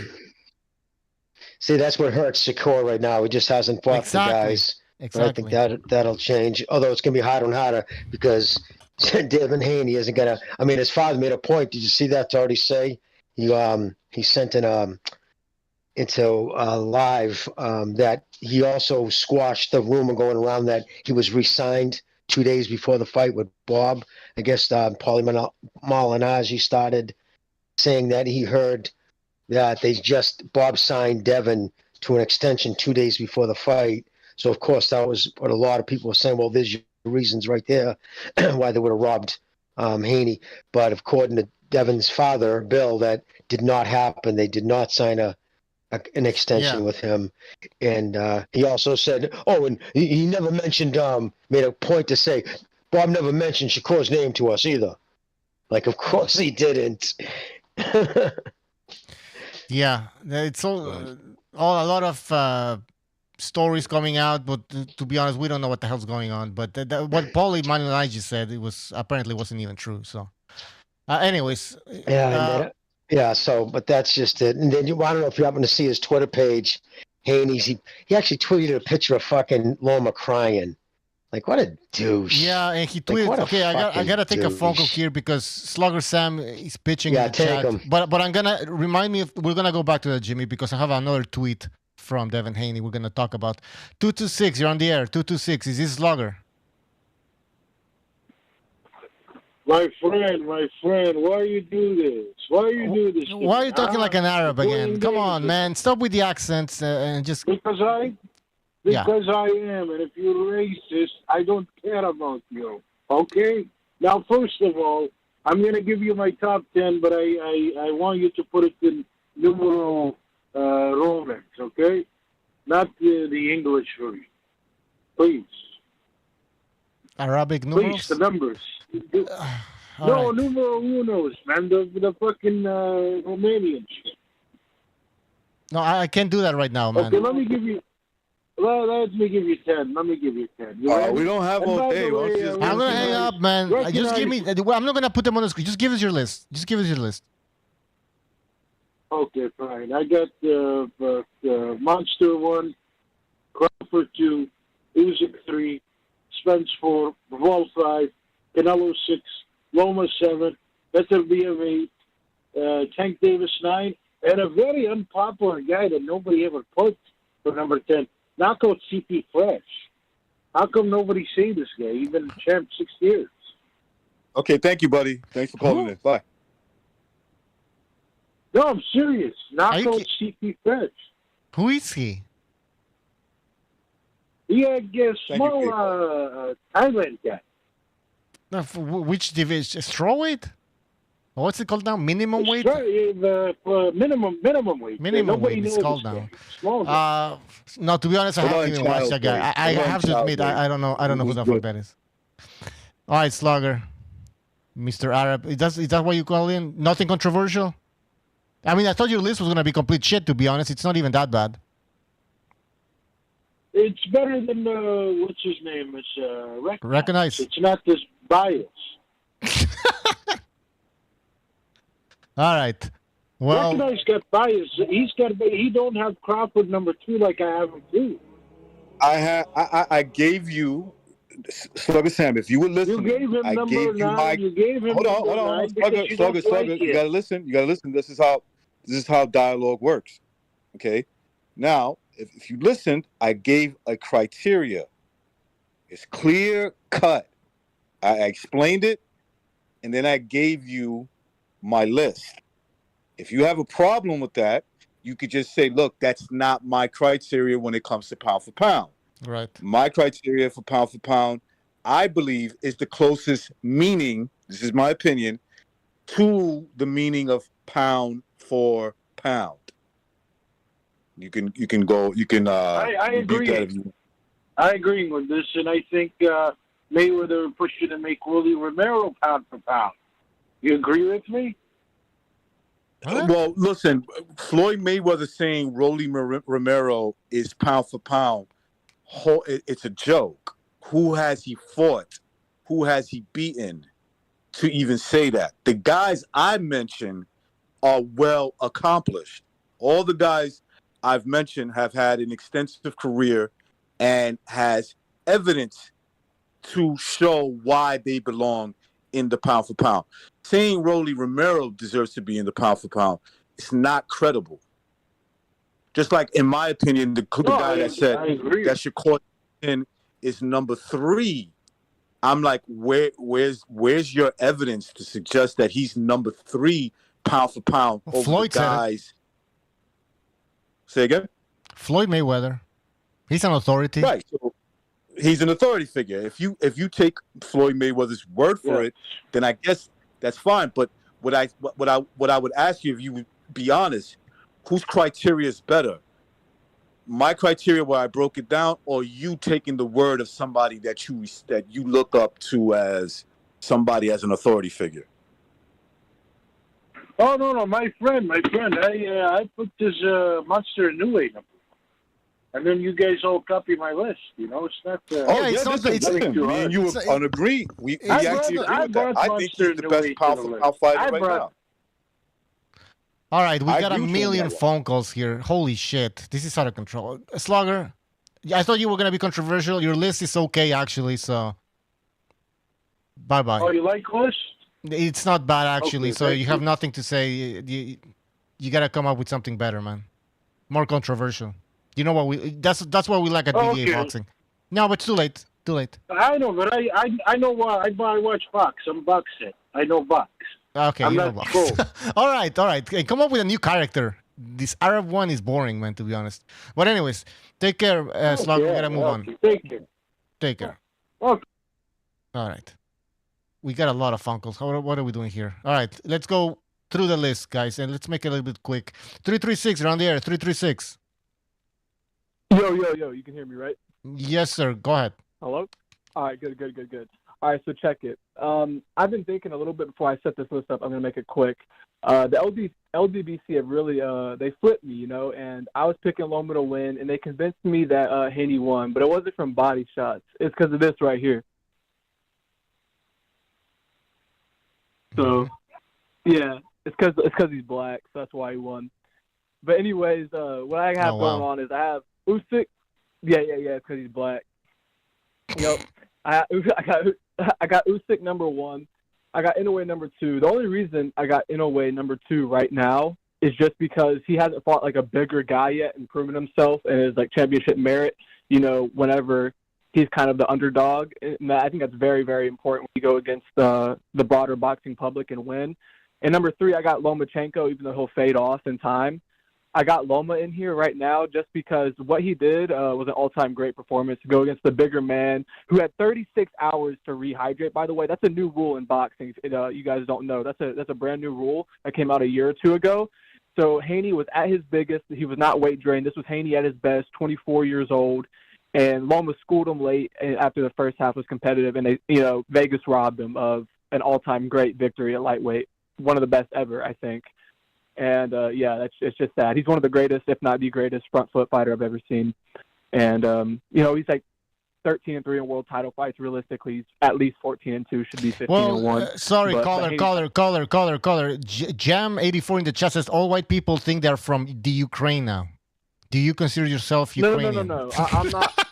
I'm not Eastern European. I'm actually I'm Anglo, and I got that Aryan conqueror blood. I'm German too. We can't get too based on here. This is not the right place to get based. It's not the place.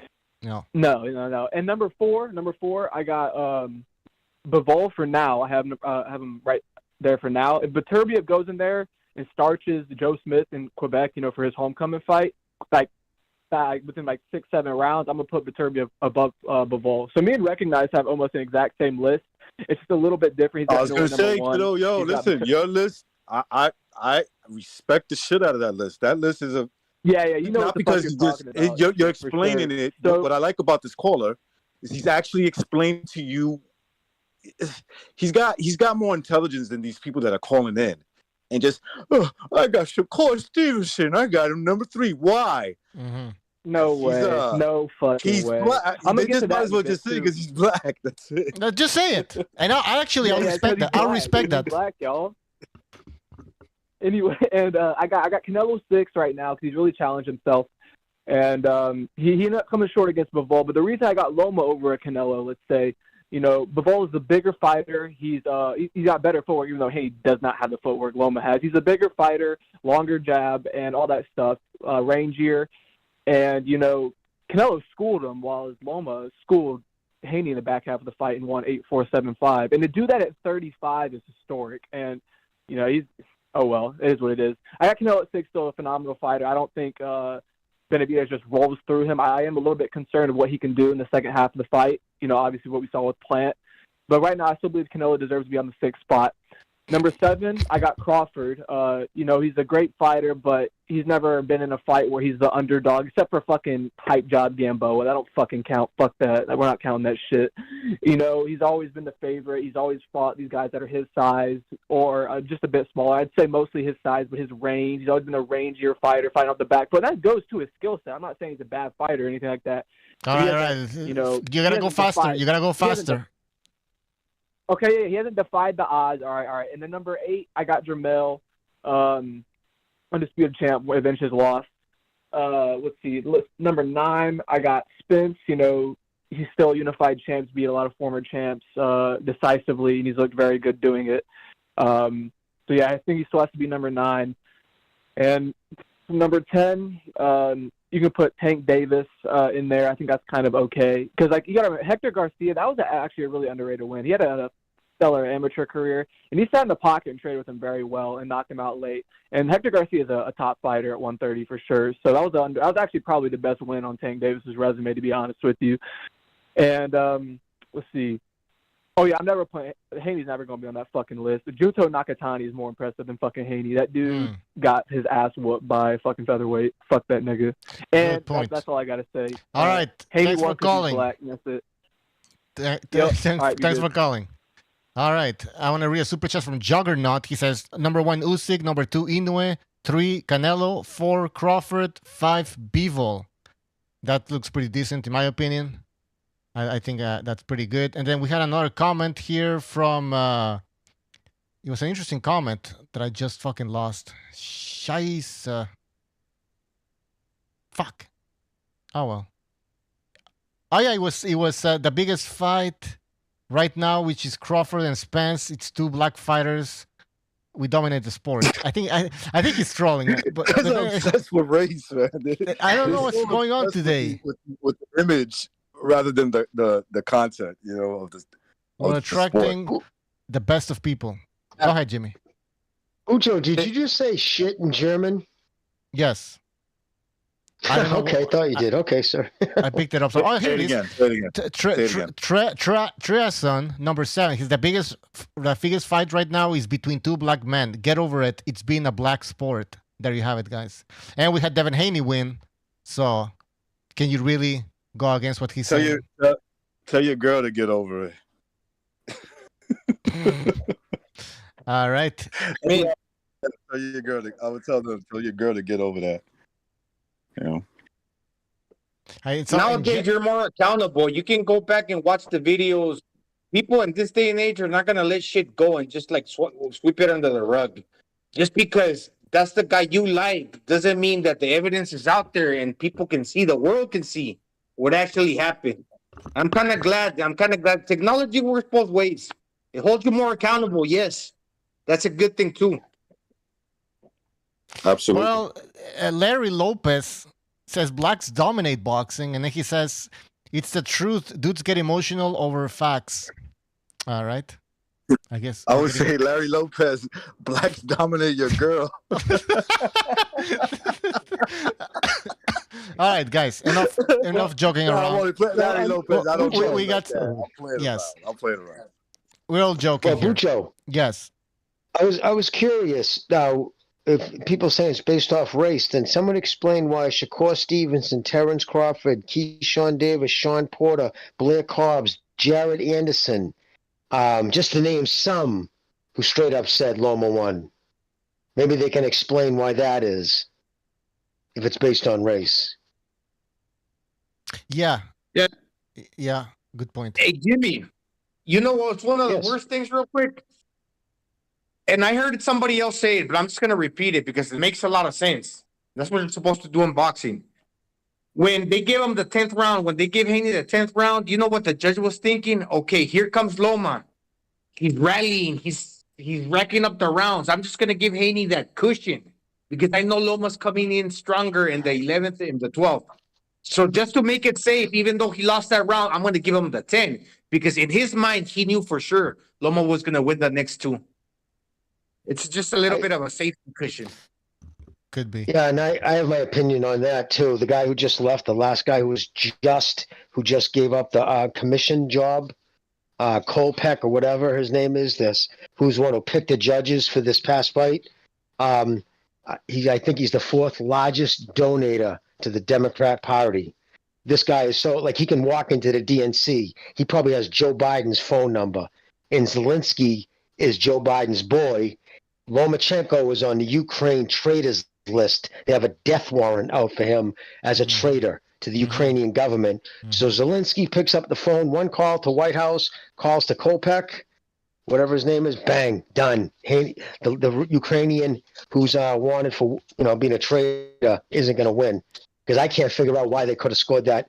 10th round for Lomachenko. That's criminal. It's inexcusable. That's Jimmy, let me explain something to you. You heard. I heard you bring up that somebody tweeted Lomachenko crying. I think it was in his locker room, right? He started crying. Yeah, Devin Haney put a picture of his face close up. Oh yeah. Okay, let me explain something to you. Devin Haney is a coward, and I'm gonna explain to you what I mean by that. Okay, he understands the political climate. It's okay to make fun of Lomachenko, right? A guy whose country's at war, and his country has a little indifference when it comes to him, and that could be also dangerous on his part in many type of ways. So what he's doing is he's kicking the man when he's down, right? And the reason he can do that is because he knows that there's no consequences behind that.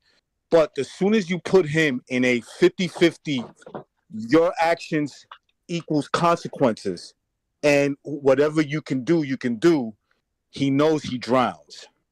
He knows that big nose can't save him. He'll just drown. Like he almost drowned in that fight against Lomachenko. Guys like that, they're just cowards. They hide behind the political climate and pretend that they're victims because they're this, they're that. I'm black. He's not a Muslim. I think the kid is just confused. Say whatever he needs to say. He's protected. He is getting better. That you expect that, but on that night, Saturday night, in a lot of people's opinion, boxing fans and boxers and boxing experts, most of them said, "You clearly lost that night, boy. You lost that fight." Yeah, in the chat. Well, Jimmy, in the chat, Larry Lopez is saying this is boxing. This is what fighters do. Basically, talk shit, social media or whatever. You know what I mean? Because when Shakur Stevenson was crying after he lost in the images and stuff, and people were trying to make fun of him and shit, I'm like, people just don't understand what these kids, they put their life and heart in it. And, and like what Loma said, the reason what brought tears to his eyes, he was thinking about his 7-year-old son who said in the new, he said, "Dad, that's going to be the words you hear today." And he was just thinking about that. And I mean, let me, and to put himself through that and to fucking beat the smaller man, and everyone knows, including fucking Vegas, for Christ's sakes. Remember, he was a 3-1 underdog when that fight started. Going into the 12th round, he was the 5-1 favorite to win, meaning Haney needed a miracle to win. Well, find out he didn't need a miracle. He just needed corrupt or criminally incompetent judging. Let me throw this at you, Jimmy and Bucho and Gonzalo. What would happen if a non-black dude tweeted Shakur Stevenson crying and putting laughing emojis and said something like, "Look at this little black bitch crying"? Oh, forget about it. What would happen to that dude? What would happen to that dude? He's non-black. I'm not saying he's white. I'm saying he's just a non-black dude. He's not black. And he said, "Look at this little black bitch crying." Yeah. It's wrong, right? It's terrible. It's the worst thing you could ever do. But these dudes, they would do that. They would definitely do that. They don't have a problem doing it because there's no real consequences behind it. And I'm not saying that you should be. There should be. I think you should be able to say whatever you want to say. You know. But what if I felt like just saying, look at this little black bitch crying? You know? No, yeah, of course. It's all standard. that? We talked. I mean, this whole thing. We started this discussion when Devin Haney said I would never lose to a white boy. Imagine we said it. If it was the other way around, I mean, what would be the reaction? And yeah, but guys, we need to. There's a million phone calls here. Yeah. So, guys, when you're calling in, we're gonna have to do top five pound for pound because, or else we're never gonna end the show. So that's unfortunate, but that's how it is. 979, you're here. Devin, the body snatcher Haney. Go ahead. Hold on. Gonzalo, we're taking a phone call. 979, you're on there. 979. Yo, what's up? Yo. Yeah, it's Bruce from Houston. Calling a few times. All right. My top five, pound for pound, is Inoue number 1, Usyk number 2, Canelo number 3, 4 will be Crawford, and 5 undisputed Charlo. And can I make some predictions for this weekend's fight? Sure. Lara is going to absolutely annihilate Lee Wood in 5 rounds. It's going to be 5 rounds of just shocking destruction from Lara, and Lee Wood's going to retire. Yeah. And he's going to take home the belt again. And Bernardo is also going to win this weekend via knockout. Conlan, I think Conlan's chin is gone. I think it's been gone since the Wood fight, and he doesn't have the power to keep a guy like Bernardo away from him. And 9th round knockout for Bernardo. All right. Well, thanks for calling. All right. Anything else? That'll be all. All right. Take care. Lopez and Lara should get UK citizenship at this point because they're always fighting over there. Let's take another phone call. 661. You're on there. 661. I'm gonna just give my list quick, so you don't have to put it on the screen, so we don't take long. Bruce Lee, John Constantine, J Hope from BTS, Paul Walker, Jack Napier, the Joker, Lomachenko, El Rey Martinez, Lomachenko, Pitbull Cruz, Teofimo Lopez, Dimitri Bivol, Nalia Inoue, Zilai Zhang. He will beat Usyk for sure. He'll knock Usyk the fuck out. Usyk is a hype train who just went the distance with a black guy. Oh, he's here. He doesn't get credit for going up. He takes steroids. Of course, he has to go up. I mean, big steroid user. Zhang for real beat Herkovich, got robbed. We don't, all these Loma crybabies, respect to Loma, he did get robbed. We didn't hear that energy with Big Bang Zhang, who got robbed versus Herkovich, and then he beat Joyce, the Terminator. Do you think that was China hate? Do you think that was China hate though on Zhang? Yeah. You know these cracker ass motherfuckers. Of course it was China hate. They was calling Joe Joyce the Terminator. Oh, this and that. Just like the Caucasians that they are. You hear them saying Shakur Stevenson looks unbeatable. He hasn't fought nobody. He's another Will. Like Marvin Hagler. Shadowband, have you been watching all these white crackers knocking out Chinese people in New York City? Have you seen that, man? Hold on. Number 1. Have you seen it? Them all, future undisputed. Yeah, of course. All these white supremacists knocking out Chinese people throughout New York City. I want to say it again. See if you caught that. Have you seen all these white supremacists knocking out all the Asian people throughout New York City? Look, it's the China haters who caused evil. They made up the black flu, the Spanish plague, now the Chinese virus. I noticed how you knew exactly what I was talking about. right? But let me tell you the number one, the future undisputed, the face of boxing, David Benavidez. He beats Bivol, better be if Canelo. The dude, the Ginger is running for a reason, and he's not on my pound for pound list. No, he's not. You heard my pound for pound list. That's it. The number David Benavidez. He's better than all these dudes. Right? That's all I want to say. Props, and remember, the Chinese virus was not made from China. They're just richer. Japanese people too. Koreans. They prove these Aryans don't have the highest IQ, like they try to portray. They're nothing. They're just Caucasian. All right, we got to move on, man. Take care. Shit. Sorry, man. I thought you said goodbye, so I cut you off, man. Yeah. All right. We're taking a phone call here. 480. You're on the air. 480. Hello? Yes, you're on the show. All right, so before I put my top 5, this is my criteria. Oh, is this rare breed? Oh my God. Yes. It's gonna be funny. All right, go ahead. So my criteria to me is talent, and what I believe is you can go multiple weight classes and still beat everybody in and around your weight classes. So at number 1, I got Shakur Stevenson. Number 2, I got Bud Crawford. Number 3, I'm not gonna like this one, but I don't give a fuck. Let me tell you something, Pandeo. Come on, man. You can't be serious. No, but rare breed.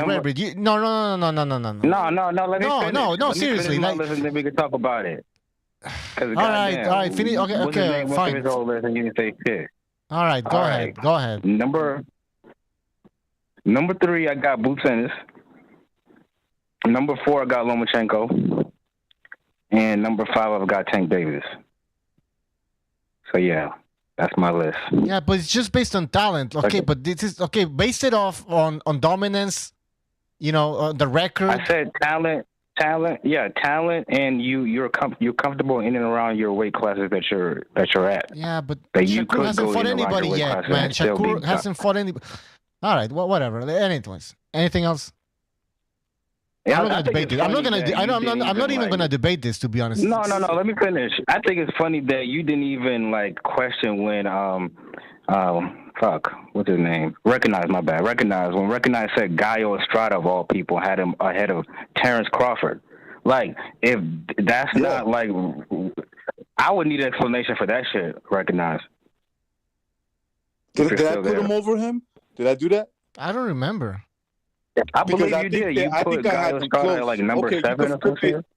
You could flip it either way. I think you could flip that. I think I had Roman 7, maybe Estrada 8, and then 9 Crawford. But you could flip that the other way. I respect that you disagree with that, because you know what? I can see what you mean by that. Crawford is probably a better pound for pound fighter than Estrada is. So I'm gonna actually agree with you, and at least I'll give you this. You know, I don't agree with your fucking list, but you gave a a criteria. Yeah, his criteria, which is kind of criteria strange. is something we could. You might not like the criteria, Bucho. I don't like the criteria. But the rabbit. It's your criteria. That's fine. Obviously, it's your criteria. But let's be honest here. It's not a criteria that anybody uses. Like, that's not, I don't see ESPN using that. Nobody uses. Pound for pound list is subjective. It's what you like. So whether you want to see action, maybe you like defensive style fighters, maybe you like, I don't know, complete fighters. It is what it is. It's my criteria. Yeah, but I don't think that's what the consensus is, that you're trying to look for the best boxer in the sport, pound for pound, meaning it doesn't matter if he's a lightweight or a heavyweight. Like, he is the best boxer, skill-wise, and basically. Yeah, Loma has shown that he can fight bigger men. He can fight in multiple weight classes and still be great. I believe Tank Davis can do that as well. I believe Shakur has done that. What's his name? Crawford can do that, and Boots Ennis, I'm pretty sure he could do that as well, as big as he is. Well, no, we don't know that about Shakur yet. If Shakur beats Devin Haney, then yeah. Yeah, I'm sorry. Yeah, Bucho. No, if Shakur beats Devin Haney, Tank Davis, then we can. If Shakur beats Devin Haney and Tank Davis, more opponents at lightweight, then of course he's not dominating the lightweight division at this point.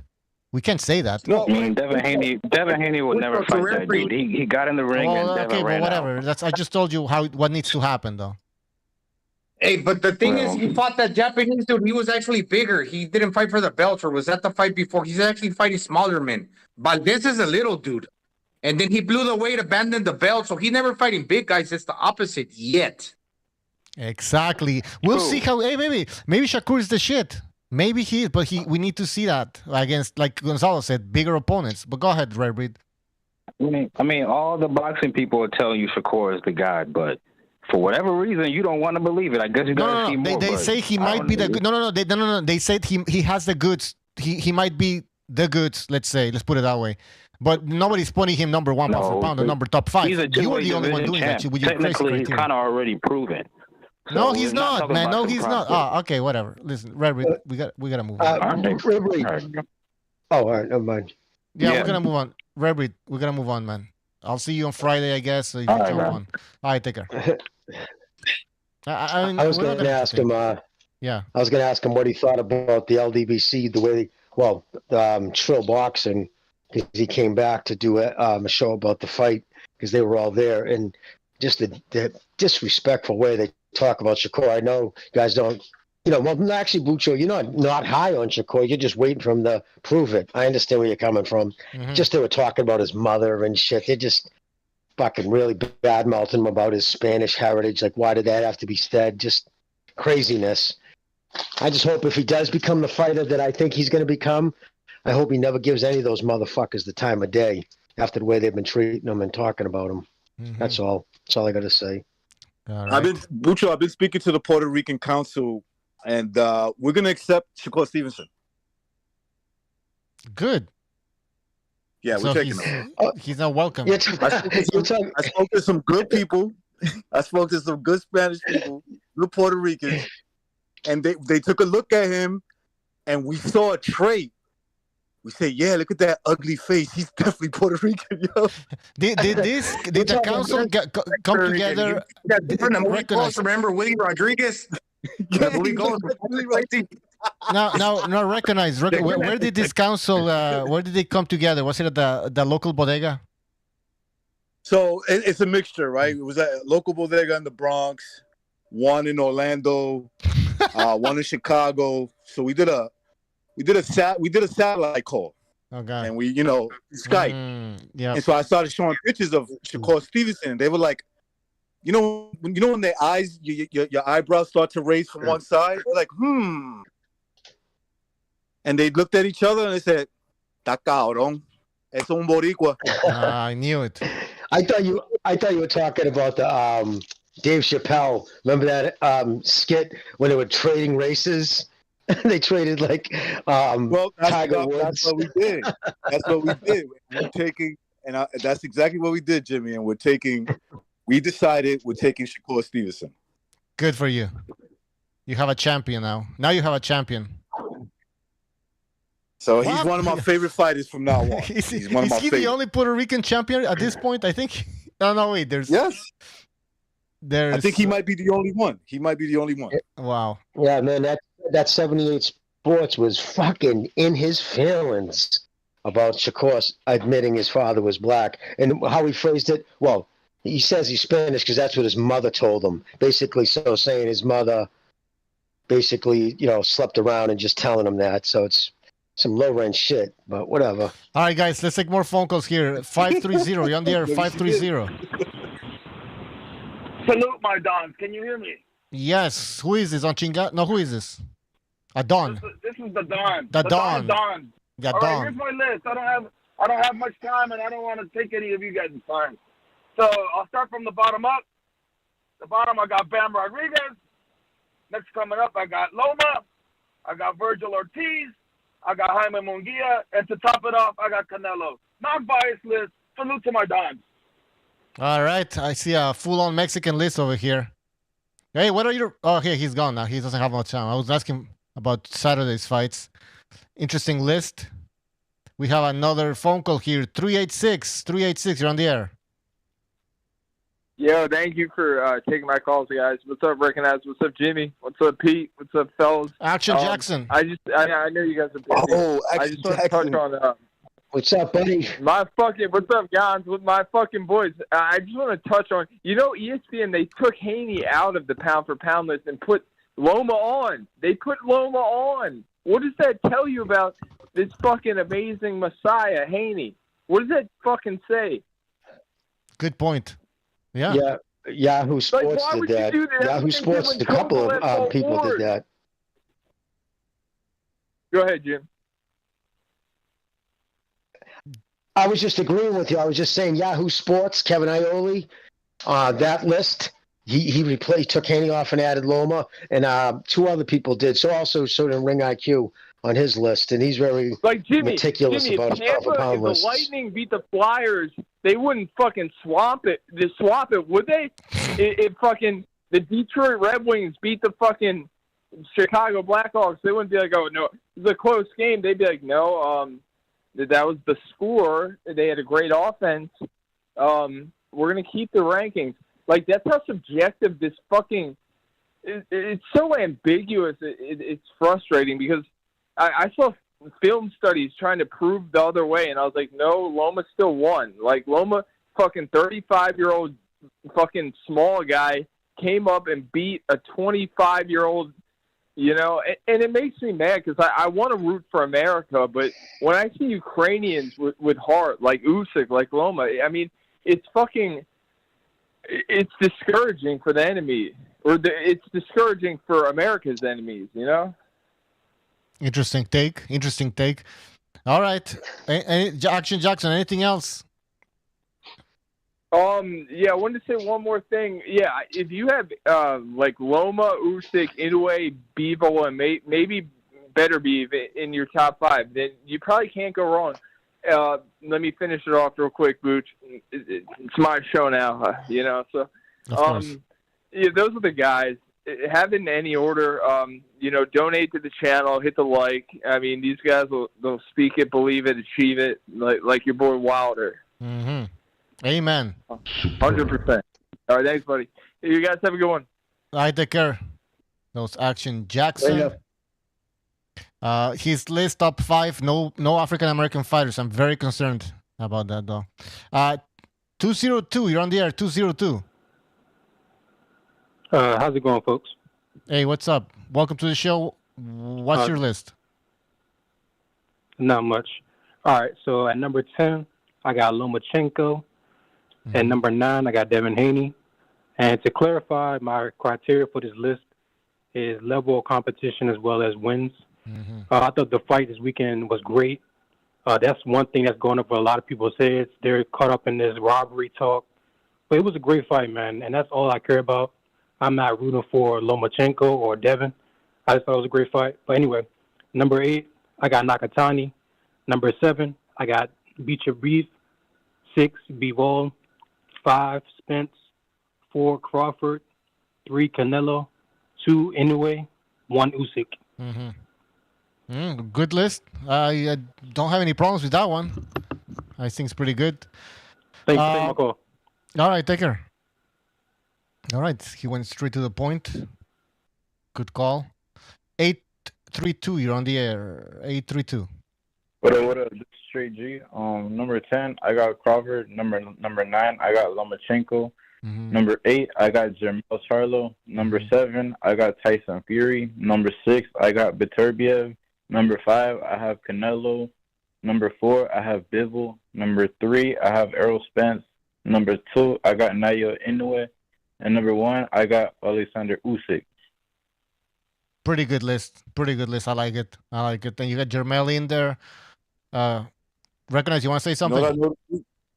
I was going to say, I noticed with the callers, if you notice their top 2, the majority, Usyk or Inoue, it's either one. That's their top 2 right there. Except Red Reed, he has Shakur Stevenson.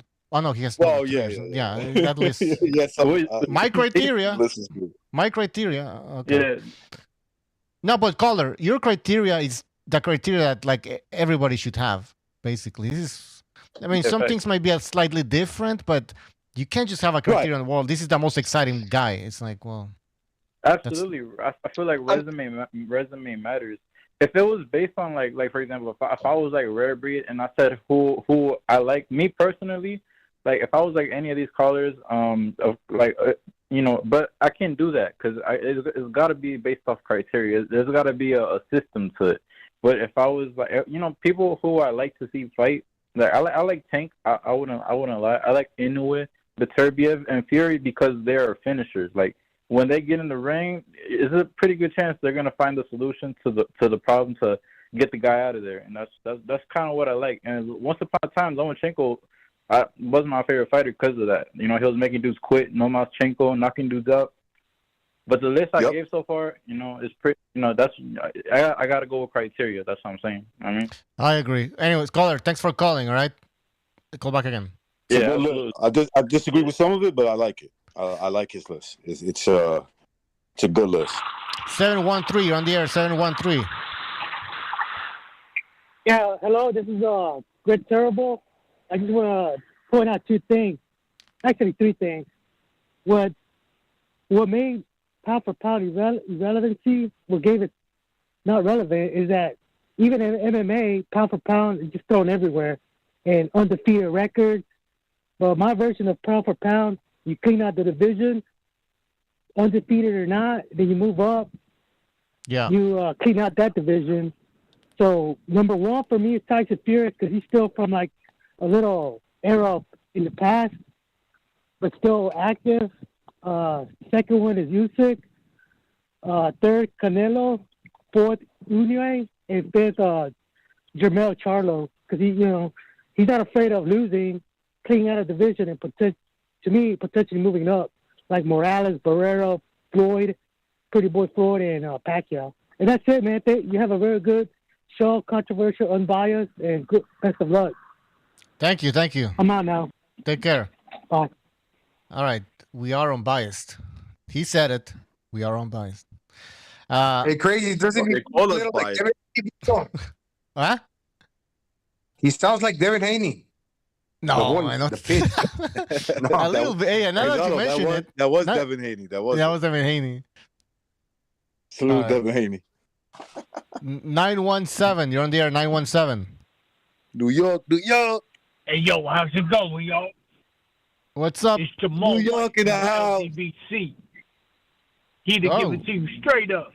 Yo, number What's one, up? Deontay Wilder.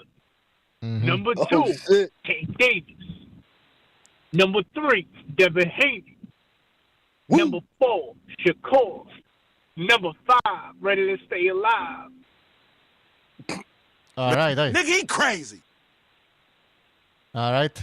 Is that it? Crazy. It's crazy. Yeah. Hey, you tripping, fool? All right. He hung up. Interesting list. What's up? I like his list. I like his list.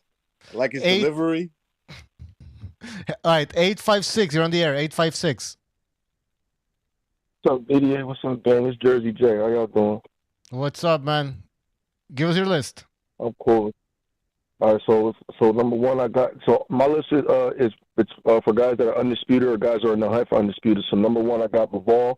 Number two, I got Terrence. Number three, I got Jermell Charlo. Number four, I got Josh Taylor. 5, Fury. Usyk 6, Benavidez 7, Canelo at 8, Loma at 9, and Tank at 10. Spence hasn't fought in a while, so I'm leaving him out, and I don't believe in Devin Haney. So that's my list. So that's an interesting take there. So you're going for boxers that are undisputed or going for undisputed? That's what you said? All the guys That's a nice criteria. I That's gotta be honest, that's a pretty nice criteria. I never heard, but that's actually pretty good though, because it's easy to find. Okay, but how come you have Benavidez above Canelo though? He's in the hunt for it, I believe, because Canelo. I don't know what he's trying to do. If he's really trying to get another fight with Bivol, but he's kind of stuck between Bivol and Benavidez at the moment. So, and when we all know it's inevitable, like Benavidez will wash him as well as Bivol will too. So, but he has the hardware and he's been there for a while. So that's why I'm, but he's right there though. So you can interchange the two if you like, honestly. But Yeah. All right. Well, good list. Thanks for calling. All right. Indeed. Take care, guys. See ya. Somebody said he got Canelo because he's light skinned or something. Not everybody's a racist here, people. Get that out of your head. Not everybody. No, but his criteria is pretty good. Canelo's Though. albino? Yeah, Is that what exactly. you're saying? Canelo's albino. He's like, no, but that criteria, I'm gonna look into that. Like that's because if you're undisputed, then you have to be the best in the division. So, yeah. I mean, look, I wouldn't go by that because we know that there's. Yeah, exactly. I know. There's got to be something to that. You know how good you did it, but it's not a bad criteria if you think about it. If it's a guy's like, look, man, I judge guys by their accomplishments in terms of hardware, belts, and shit like that. Okay, I disagree with it, but it's not a bad criteria. It's like another phone call. 416. You're on the air. 416. All right, guys. Yeah, my list is going to be the fighters that got all heart, man. They fight with heart, and they fight with their balls, the cojones, okay? We got Usyk, Bivol, Anthony Joshua, Inoue, Canelo, and Nakatani. And then my second list is Canela Skin, Gabriela Lopez, Adriana Chechik, Christy Mack, London River, and finally Veronica Avlo. What? Yo, I didn't even they get sound like that. porn names. They sound like porn stars. Are those porn stars?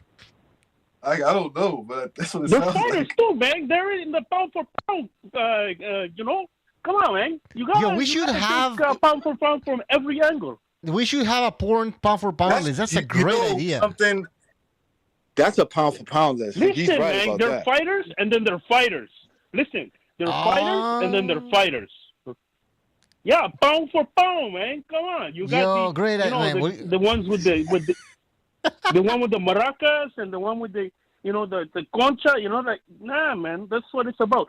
But you guys, you get some fun people there. But you know what? Do you guys see the Nakatani fight, the Junto? Yeah. What are your thoughts? Everyone's fucking talking about this Haney Loma bullshit, man. That fight was fucking crazy. That fight, that poor bastard got his eardrum fucking ruptured, man. That's it. The medical reports are out. This fucker might not fight again, man. What? Maloney. Nah. Are you Yeah, serious? he hurt that boy. No, that was a but fucking to sick The punch, permanent man. rupture in his fucking ear, man. But to He's the not point gonna where pass that's no it, medical he ended the guy's career basically. Coño, man. You guys know like, everyone gets so caught up in this Haney Loma. Everyone knows that fucking Loma won, man. And everyone knows that boxing's corrupt. But that's life. But like when you said real fight, that was a real fight. Right down to the fucking wire, man. Come on. Interesting. Well, that's fucked up, man. But yeah, that was, I guess, the highlight of the night. I guess. I thought that guy was dead. To be I honest, think something else happened to him because busted eardrum. I've had a busted eardrum. It's not the worst thing in the it's world. not the worst thing. Then I don't know. He's saying that his career is over. Yeah, he probably fucked up something. He probably caused some brain damage, like a concussion. Maybe he was definitely concussed. Yeah, come on, He was man. definitely Come on. concussed. Yeah, but not even Replay Mike that Tyson did that fucking shit. knockout, man. Yeah, I saw Replay that knockout. fucking That was This guy fucking, he was. All right, caller, we gotta his move eyes on, was man. rolled back in his fucking head, man. Holy fuck. Caller, we gotta go, man. Thanks for calling. Take care. Peace. All right. Well, that's fucked up. Pete Scalebender, he says Manolo from Scarface calling in. Manolo. Who was the Manolo again? Was it the best friend? I forgot. The guy's the one that ended up sleeping, the one that he killed because he was sleeping with. Oh his sister. yeah. She shows up in a bathrobe like, "Hey, I just fucked your Remember sister." when he's coked up? When he's all coked up, he's like, Manolo, Manolo. I love Manolo. I love him like my brother. Yeah. After fucking shoots him. Oh man, that was fucked up.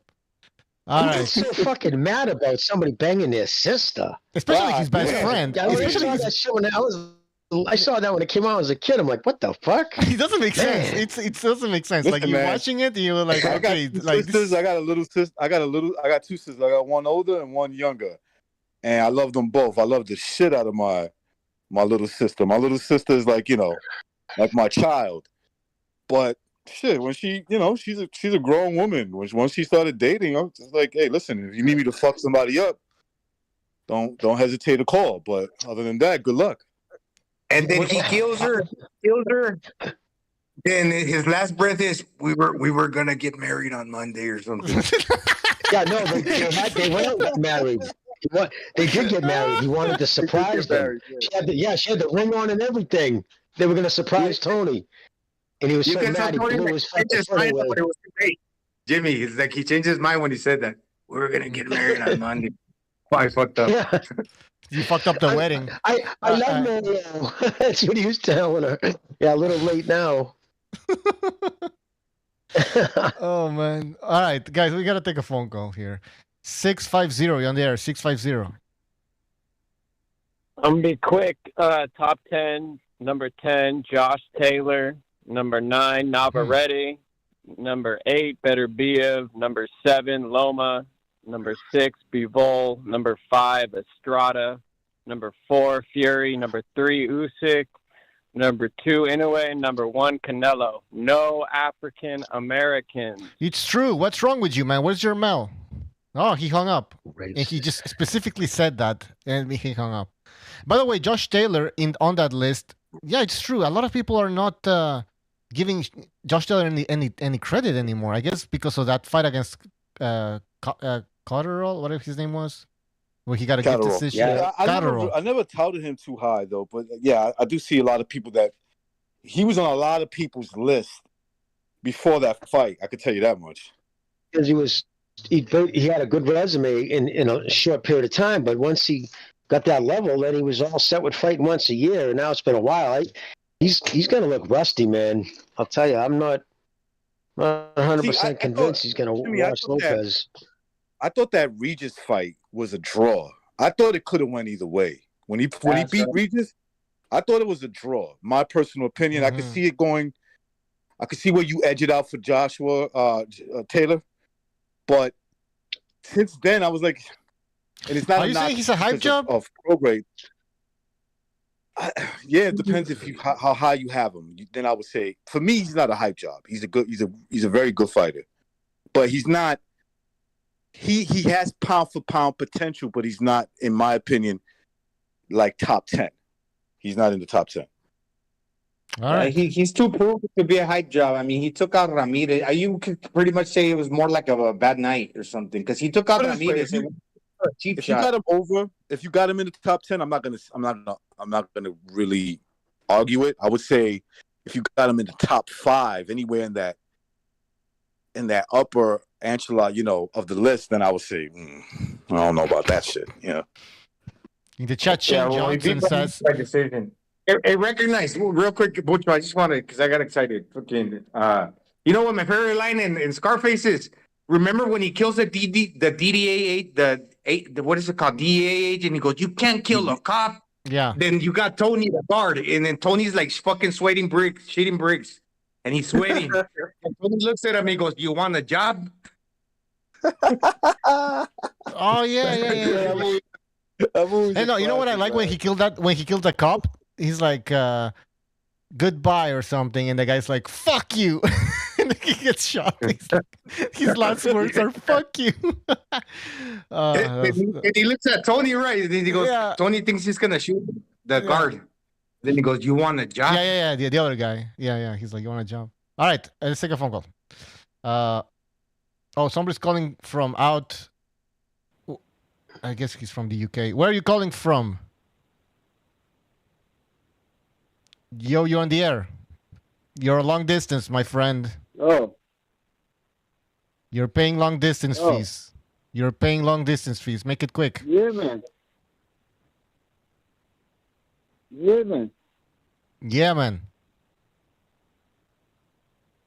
Are you there? Yeah, man. All right, I hung up. What was he saying? What the fuck? I thought he said, "I'm from Yemen. I'm from Yemen." Oh, I think he was saying Yemen, and I hung up. I think he was fucking trolling or something. Yeah, call back from Yemen. Sorry, man. I thought he was saying Yemen. Yemen. Yemen. I was like, what? People are laughing at me That's now. what it sounded like to me. So Well, I don't know. but how could I say Yemen? I wasn't expecting somebody to. me. I don't know about that. All right, let's call back. Okay, he's calling back. Sorry, man. Sorry, I couldn't hear you. I can't hear you well. That's why. Go ahead. Give us. Okay, he hung up. I don't know what's going on. VDA Boxing says no. He was asking, "Can you hear me?" I couldn't tell. That's what I thought he said too. He said, "Can you?" Everybody saying, "Can you hear me?" I think he was saying, "Can you hear me?" I thought he said, he said "Yeah, man." Exactly. Quax is saying what I thought he said. Yeah, man. Yeah, man. Anyways. Okay, Yaman. Okay. I thought he was Jamaican. You know, like I thought he was Jamaican. Yaman. Oh, he's calling back. Hello, caller. You're on the air. Go ahead. We had a bad connection. Caller, go ahead. Caller, give us your pound for pound list. Caller. Hello, can you hear me? Hello, can you hear me? Yes, go ahead. Hey, listen, I didn't mean to give a pound for pound list. Hey. Okay. Can you hear me? Yes, talk. Give us, what do you want to talk about? I rang up to say that. Hey, I rang up to ask you about the fight and that. What do you think about the fight? Which fight? Can you hear me? Yes, which fight? Hey, Haney versus Loma. It was a robbery. It was. You tell us. What do you think about the fight? Well, obviously, I think Loma won, but it was close. But what do you reckon about it? Like, well, we thought it was a robbery. I think everybody here agrees. Guys, do you want to say something about this fight? It was a fucking hard robbery. Well, yeah, they should call Haney a stick-up boy. That's what that would be considered racist, but yeah, it was a robbery. What I'm saying, right? This is what annoys me, right? People call Loma privileged. How is he privileged when he's always been robbed in all these main fights? You get what I'm saying? Yeah, well, that's how it is, man. He's a victim. He's a real victim. Yeah, there you go. There you go. They say, he got a title fight in his second fight. Yeah, do you know why? Because he asked for it. He didn't get privileged it. He asked for it. Do you get what I'm saying? I know what you're saying, my friend. I think, well, he first had Kovalev, then Triple G, now Lomachenko. I think Las Vegas judges don't like Eastern European and Russians. My personal opinion. Yeah, that's what I'm saying. It's like people are using this white and black shit. It's all over the shit, right? They just don't want people fucking like Zed. They're saying he's been privileged. He hasn't. He's not been privileged though. Yeah, caller, you're paying long distance fees, by the way. Just letting you know. What's that, friend? No, I said you're paying long distance fees. You're calling from outside North America. So, anyways, UK, bro. Yeah, UK. Well, anyways, caller, we gotta move on, man. But thanks for calling. All right. Thanks for the call. Thanks. Yeah, take care. All right. Take another phone call here. 301. You're on the air. 301.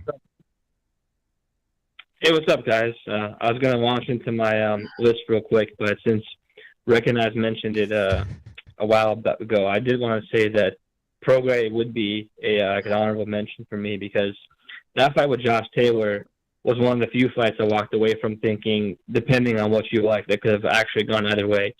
Unlike Haney Loma, which is a clear robbery. But anyway, so at 10 I got Jesse Rodriguez. 90 seconds. I like how he's been moving through weight classes, and I like how he's taken out a bunch of veterans and young fighters. He hasn't looked the best in his last few fights, but he still has a lot of skills, and he's still very young. So I was on 10. Then I got Stephen Fulton, because I just like guys who can find on the inside. I feel like it's a dying art. I feel like a lot of good boxers are as good at one particular like athletic talent that they possess. But if you can stand there and find it inside, hold them, they can't punch for shit. I mean, he's got to be skilled if he can, beat like 4 or 5 undefeated fighters in a row. And I feel like his victories will age well. And I got Charlo, then Bivol, Canelo, Beterbiev. I think Beterbiev doesn't get enough of credit because he's been fighting guys who have been outboxing him, hurting him, and he still beats the dog shit out of him. I mean, like the guy is like seconds away from literally murdering the guy in the ring. I would put Super Joe Matias in here if I could on that criteria. I like a guy who's mean like that. And then see him with Crawford at 4, Lomachenko, Usyk, and Inoue. So that's my list. Respectable. Similar with a few. Pretty respectable. There. All right. 10 seconds. Not much to say about that list. Anything else, caller? No, not really. Just just wanted to give my thoughts on the current state of boxing. All right. I guess there'll be no remuneration for what happened on Saturday, but it is what it is. It's just boxing, It's just box. It's just boxing. You're not gonna lose any sleep over that shit. All right. Yeah. Thanks for calling. Take care. Yep. Pucho, you had the worst take on Saturday? Fucking Lou DiBella. What happened? When he said, at the end of the day, I think boxing won. Really? Oh, my God. Like, could you be any more unaware, dude? When you got guys like Nelly who have millions of followers, and he tweets out or goes live and says, I am done with boxing. I will never buy another. I mean, that's huge. You have MMA guys talking about an MMA, the guy, Josh Thompson, the announcer for Bellator. That's why nobody's watching. Everybody's leaving boxing. Like, everybody's talking about this. Jimmy, you talk to somebody and you mentioned that, you're into boxing and they say like, oh, isn't that rigged? That's the first thing. A lot of times that's the first thing they say. They ask, isn't that rigged? Yep. That's the image. It's just, you can't. The thing is, people spend a lot of money on the sport to travel there. And then and there's no recourse. I mean, that was a clear robbery. Again, Ring Magazine has a poll out right now. Over 10,000 people have voted. 86% say Loma won. Fight Hub TV has a poll out with well over 100,000 people. 75% have Loma winning. And then you look right across the board at all the professional fighters. They're saying Loma won. So I don't know how Haney as a person, outside of a few dregs on Twitter, how do you fucking square that with yourself? Like, how do you look in the mirror and go, okay, the people who, in my, fellow fighters, not even the fans who overwhelmingly think you lost, but even the people who, your contemporaries don't think you won. Like, how do you appreciate that victory when every time you look at your belts, nobody thinks it's just fucked up. Absolutely. Jimmy, all the rounds that Haney won, like all the swing rounds, let's just call them the ones that are very close to call. Those ones were all given to Haney, man. Come on, I would give Haney some of those, but come on, you can give one or two rounds of those kind of swing rounds to Lomachenko as well. Yeah, and I think you deal with judges who are just fucking so old, dude. They're out of touch, and they think, well, it's just safer to go with the American, not realizing the sport is international now, and it's just crazy, man. Just disheartening. All right, we gotta take a phone call, guys. We gotta go through these phone calls. 3 more phone calls and we're done with the phone calls. 3 more. 832, you're on the air. You're on the air.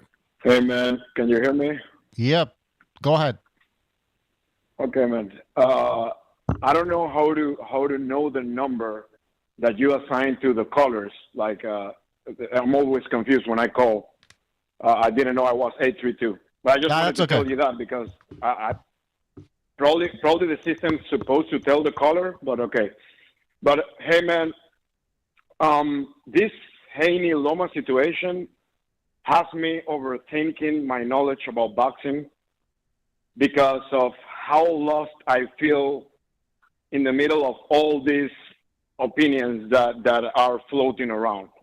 I need to watch the fight one more time, or again, like twice, like the second time. But with the first time, I saw a draw. That's what I saw. Like, in terms of what happened in the fight, I don't see it like a robbery. It could have gone either way. But in terms of the cards are like a travesty. Like, it's horribly, like, you see that the fix was in when you look at the cards. And that's the problem that I had with the cards. Especially with the Dave Moretti card. Like, he is like, I don't know what the fuck that guy was looking at. So I take the channels, like my favorite channels of boxing, and starting with BDA, by the way, you have a really good show, man, and a really good channel. You guys are saying that this was a robbery. I guess you guys are focusing on the cards situation. Of course, 116. That's what I keep saying, Cole. 116, 112, and none of the judges have it a draw or for Lomachenko. They all have it for Haney. To me, that's suspicious as fuck. Yeah, exactly. Then I go to Rina Q. He's crying robbery, all like he's saying, and I really respect you and Rina Q. By the way, I like also his criteria for the pound for pound. One of the panelists you have there highlighted that, and I agree with that. Hatman, he's more on my side. He's saying like he saw it a draw and that it could have gone either way. Boxing Wave, which is another channel, he's saying that Haney won. Like he saw, and I mean, I'm trying to transition from being just a casual fan to try to get better at scoring fights and watching and seeing what I'm seeing. And this one got me confused, especially when I compare my opinions with the people with opinions that I respect. But yeah, that in terms of the fight. In terms of my pound for pound list, I try to use the same criteria like Rena Q, like proven fighters that are on their way to undisputed or are unified and also have a respectable resume. I don't go by that bullshit of the eye test or popular or if the guy is cute or if the guy. No, that's stupid. Like, let's go by people that have been proven. The only slightly controversial thing that I allow myself to make my life easier when I'm thinking about a pound for pound list is that I allowed up to 3 people to be in the same spot, only on the 10th and the 9th position. Then it's only one fighter. So with that being said, number 10, I have a 3 fighters tied, and that would be Haney, Stevenson, and Loma. Number 10. Number 9, Taylor and Prograde, Regis Prograde. And then it's only one fighter. Number 8, Errol Spence. Number 7, Better Beef. Number 6, Jermel Charlo, the real Charlo, not the bullshit one. Yeah. 5th, Bebo. 4th, Canelo. 3rd, Usyk. 2nd, Inoue.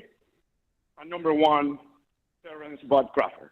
Okay. So yeah, that's right. my list, man. Keep it up, man. You're doing a great job, and let me before you go to another call, please try to let me hear what you think about what you guys said, because what I said, because I need to hear a feedback on this.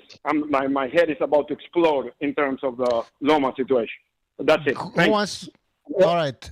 Well, I'd address something. I appreciate what you said. Now, if you look at there's not just punches landed. It's also who controlled the pace, the tempo, who pushed the fight.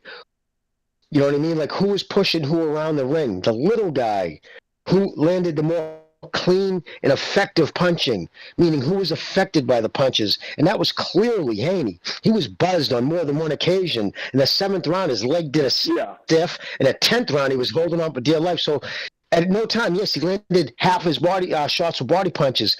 But if they were even slightly effective, the 35-year-old wouldn't have been the one bringing the fight. You know what I mean? So clearly those punches weren't affecting Loma like the punches to Haney's head. So if you add up the clear and effective punches, I think that's why so many of the professional fighters were like, they always look at it like, who would I want to be in there? Who would I want to be at the end of the fight? You know what I mean? That's if you want to like kind of get everything else out of it, say, who would I want to be? And there's no way I'd want to be Haney. He was the one eating those shots to the face all night, head being rocked. So, yeah, and pushing the pace, ring generalship, all that stuff combined. He threw the most punches, landed the most punches, and the more clean and effective punches. So through all that criteria, I think it was a clear Lomachenko victory. That's just my piece. Yeah, I need to watch it again thinking about that. I guess by that criteria, probably, I mean, I said that I don't buy that eye test bullshit, but probably by that criteria, you would say that Tank probably would give Haney a hard time or knock him out. All right. Yeah, he could. Yep. Caller, we gotta go, man. But thanks for calling. All right, call back again. Yeah. Take care. All right. All right, we gotta go through these calls here. 956, you're on the air. 956. Hey, I'm gonna keep the list real brief. It's not gonna be like all pound for pound, but like just for the lightweight division. I have it in number 8, Campbell. Number 7, Ryan Garcia. Number 6, Cambosis. 5, Teofimo Lopez. Number 4, Haney. Number 3, Durante Davis. Number 2, Shakur Stevenson. And number 1, Loma. I've been watching a lot of like the whole outcome of the Loma and Haney fight, and I've been really glued to the TV because I think it's a huge moment for boxing history because like we can't let this go. I'm really like concerned about this, that the outcome of this fight, that if we let this go, that this is going to literally kind of destroy the whole integrity of the sport. And it's interesting because like I know when it happened, the outcome of the fight, like there's been huge. And I'm happy about this because like it's a robbery. It's evident. But the concerning part for me was that I think it was there's a huge prominent channels on YouTube like Fight Hype. I was watching his I don't know, I'm sure like one of those commentators, but trying to justify like the outcome and saying like it's a draw. And I was watching Teddy Ellis as well, saying that like we need to understand that it's a draw, and it's just.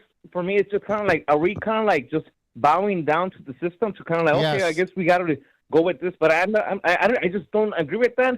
And it was just surprising because I know Teddy Ellis has been a huge critic of Canelo as like robbing the first Triple G fight, and I agree. I'm a huge Canelo fan, but it's just like you can't have it both ways because now he's kind of like, well, this fight is more like a draw. We need to understand this, and it's like, well, that's the thing. Like you can't let go of that and just pretend like the Canelo fight was one thing. Like, well, at least maybe it should have been a draw between Haney and Loma, but we like make a big fiasco about this, you know. Like, but I think what it is kind of like bowing down because if they don't accept the outcome of the fight, it's basically where they're gonna basically burn bridges. Like they're gonna lose. Well, now you can't. We don't allow you here because now you're gonna give. Are you gonna judge the outcome of this boxing fight and tell your fans that it's not legit? I think that's what it is. That's my conspiracy. Yeah. I feel like a lot of those people that are very prominent are just trying to protect their assets and trying to protect their channels and trying to pretend like, you know what, I'm not gonna make Bob Arum angry at me because now he's or Devin Haney. These people, they know Devin Haney is gonna be. He's young. He's gonna be in the sport for many years. So yeah, they don't want to piss him off because then he won't jump on their channel. But this is the thing. We call it as here at BDA Boxing. We don't give a shit. Like we're gonna call us. We're not looking for interviews and you know, fuck that shit. All right, call it. Yeah, you gotta remember, Fight Hype is owned by Floyd Mayweather. So. Interesting. I didn't know that. Yep. I didn't know that. That's interesting. I had no idea about that. I was watching. I thought it was very neutral. And No. Why are they like? Caller. We gotta. Sorry to cut you off, man. Sorry to cut you off, but we gotta move on because the phone lines are like basically done. To be honest. All right. Take care, man. Thanks. Exactly. All right. One more phone call. The last one. We're actually past the limit. 917, you're on the air. 917. How's it going, guys? So have you guys heard of Fight Film, the YouTube channel? Nope. It's not a huge channel, but he Fight Film. I've seen him comment in your live stream Fight sometimes, Tune? but he basically. Are you talking about Precise? Talking about Precise. Oh, Fight Film. Yeah. Yeah, Fight Film. He kind of predicted this, which is crazy. He didn't put up a lot of videos before the fight, but the few that he did, he was talking a lot about how he thinks it was going to be a robbery, the establishment being against Loma. And I don't know how he picked the clues up because I didn't really see it like before the fight. But it ended up being true. Well, I mean, this really, isn't really a lot of people. This is obvious. I mean, recognize you predicted this as well, right? Yeah. I mean, I got your prediction. Yeah, listen. This is kind of, shout out to Precise. That's how I know him. Fight Film. He's right. He's right. That's what. Look, you can see the writing on the wall. This is not hard to see once you understand what you're watching. If you've been watching and paying attention, you would know that they want to give the fighter to. Look at Andre Ward and Kovalev, right back in 2016, and right after the election and all that stuff. I mean, it was pretty obvious what they did there, and that fight was a lot worse than significantly worse than Loma and Haney. Kovalev whitewashed, in my opinion, and a lot of people's opinion. He whitewashed Andre Ward, and they still gave him the fight. And yeah, they gave it to him all in the same scorecard, 114, 113. So what I'm trying to say is that a guy like Fight Film, Precise, he sees all these patterns, and he understands that if this fight's anywhere close, even if you have a conclusive winner in your mind and in most people's mind, that know how to judge boxing fights, they know that more than likely they're going to give it to Devin Haney. That's who they're going to give the fight to. Yeah, I mean, we talked about it. It's it could be a robbery. I mean, it's obvious. What gets me a lot about this robbery is, one, they could have just made it a draw, saved Haney's record, and made a nice rematch. Could have done that. But two, imagine the greatness, right? So let's say Lomachenko did win, becomes undisputed. Teofimo is about to fight Josh Taylor. I know Loma in the past has said he wouldn't go to 140, but imagine Teo does win, and Loma had won. We could have had a crazy possible rematch at 140 between them. There's so many great things that could have came if Loma did win. That's my point. They're kind of dumb for robbing him, in my opinion, because I think the next person Devin Haney fights, as long as it's not like a bum, he's going to lose. If he fights Tank, he loses, and if he fights Shakur, he loses, in my opinion. So they saved him for what? I think he's just going to lose next fight. I don't know. I guess he's African-American, undefeated, and they think he could be a Floyd type of fighter. I don't know. I mean, Loma's 35. He's on the way out. I just witnessed Devin Haney get hit in the head more times in 2 rounds than Mayweather's ever been hit in the head in his entire career. So I think that whole thing about Devin Haney, he doesn't move his head out of the line. He doesn't. Oh, and he's got a huge head too. On top of that, got that big steroid head, and then on top of that, he doesn't move it and put him against a fast fighter like Lomachenko. Yeah, man, I see what you're saying, man. He could win those fights against Tank, Shakur, but his head is right there. He's got a big target, and like I said, he doesn't really move his head out of the line. I think he has a big problem with southpaws, though. I think southpaws are his kryptonite. If he can't land that jab like he did on Kambosos, it's over. And when he fights a southpaw, the jab's already sort of blocked with the right hand. Yep. So that's why that's one of the major reasons why I think Tank and Shakur beat him. It's not just because of their skill or their potential, but also the fact that the southpaw is already just tailor-made. But I still give. I get what you're saying, Cola. I would pick them too. I'll pick both guys for the exact reasons. Sure. But I give Devin Haney a good shot at beating those guys too. Haney might clinch his way into a 12-round win against Tank Davis. I can see that happening. A 12-round, and then against Shakur, I mean, I don't know. Yeah.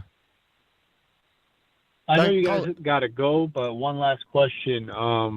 Where do you think Loma goes next after this? I have no idea. I think he needs a rematch, immediate rematch. If he doesn't get a rematch... Do you think, though... I don't want know. an immediate rematch as well, but do you think that... Haney's old man already said no. Yeah. Positively not. Well, what a fucking Just like all the people who lost, Salido, Lopez, now Haney. Nobody wants to rematch him. He wants to get out of there as lucky as he can. My thing is this: if he fights again at 135 and doesn't rematch Lomachenko, fuck him. And if he doesn't, Lomachenko, I would just say retire. Like Steve Kim said, he's already in the Hall of Fame. Why put himself through it? Like, why? If they're gonna rob you, dude, fuck the sport. Fuck this sport. All right, caller, we gotta go, man. Thanks for calling. All right, take care. Peace. Take it. I gotta go take a piss. You guys could continue. I've never seen so many people. I've never seen so many people give credit to every body punch a fighter throws. Moving forward, especially when a Mexican, because the Mexicans go to the body. I want to see them count all the fucking body shots those dudes land. Yup. Exactly. Keep that same criteria, that same energy, as they like to say. Yeah, no, they don't. It's funny, Gonzalo. Great point. They never count the body shots, ever. I mean, he landed good body shots, but they act like they were so devastating. No, they weren't. First of all, they were not. And most of them, like even when Joe Tessio, body shot by Haney. What was strange? It was almost like they were in on it too. Like Joe Tessio was trying to push Haney. It seemed like to me. I don't know. I've listened to it with and without the volume. I don't know what you guys thought, but it sounded to me like Joe Tessio was very excited about everything Haney did in there. But he wasn't. Even half those shots they counted, I don't even think landed clean. They were landing on his elbow, his side. But because Loma fights in an amateur style, he always keeps his hands up high because body shots in the amateurs is non-existent. So that wasn't never anything he had to train for. But he's got great abs, you know what I mean? He does a lot of body work, so... Mm-hmm. Yeah. No, but I lost my train of thought. Go ahead. Got a brain fart, like you like to say, Jimmy. I just don't think he's. People say he wanted to be the villain. That pissed a lot of people off. The push, I think that turned a lot of people off from the kid.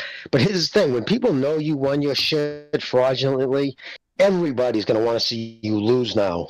Like he's not going to have a fucking. Yeah. And again, that's Vegas. That was his hometown. And I watched that Pro Boxing with CC the Great, and the shit that was coming up. Everybody really wanted Loma to win. Yeah, I mean, it was Loma's pride. What are you talking about? Loma's the kid from Ukraine. That was the American in his own hometown.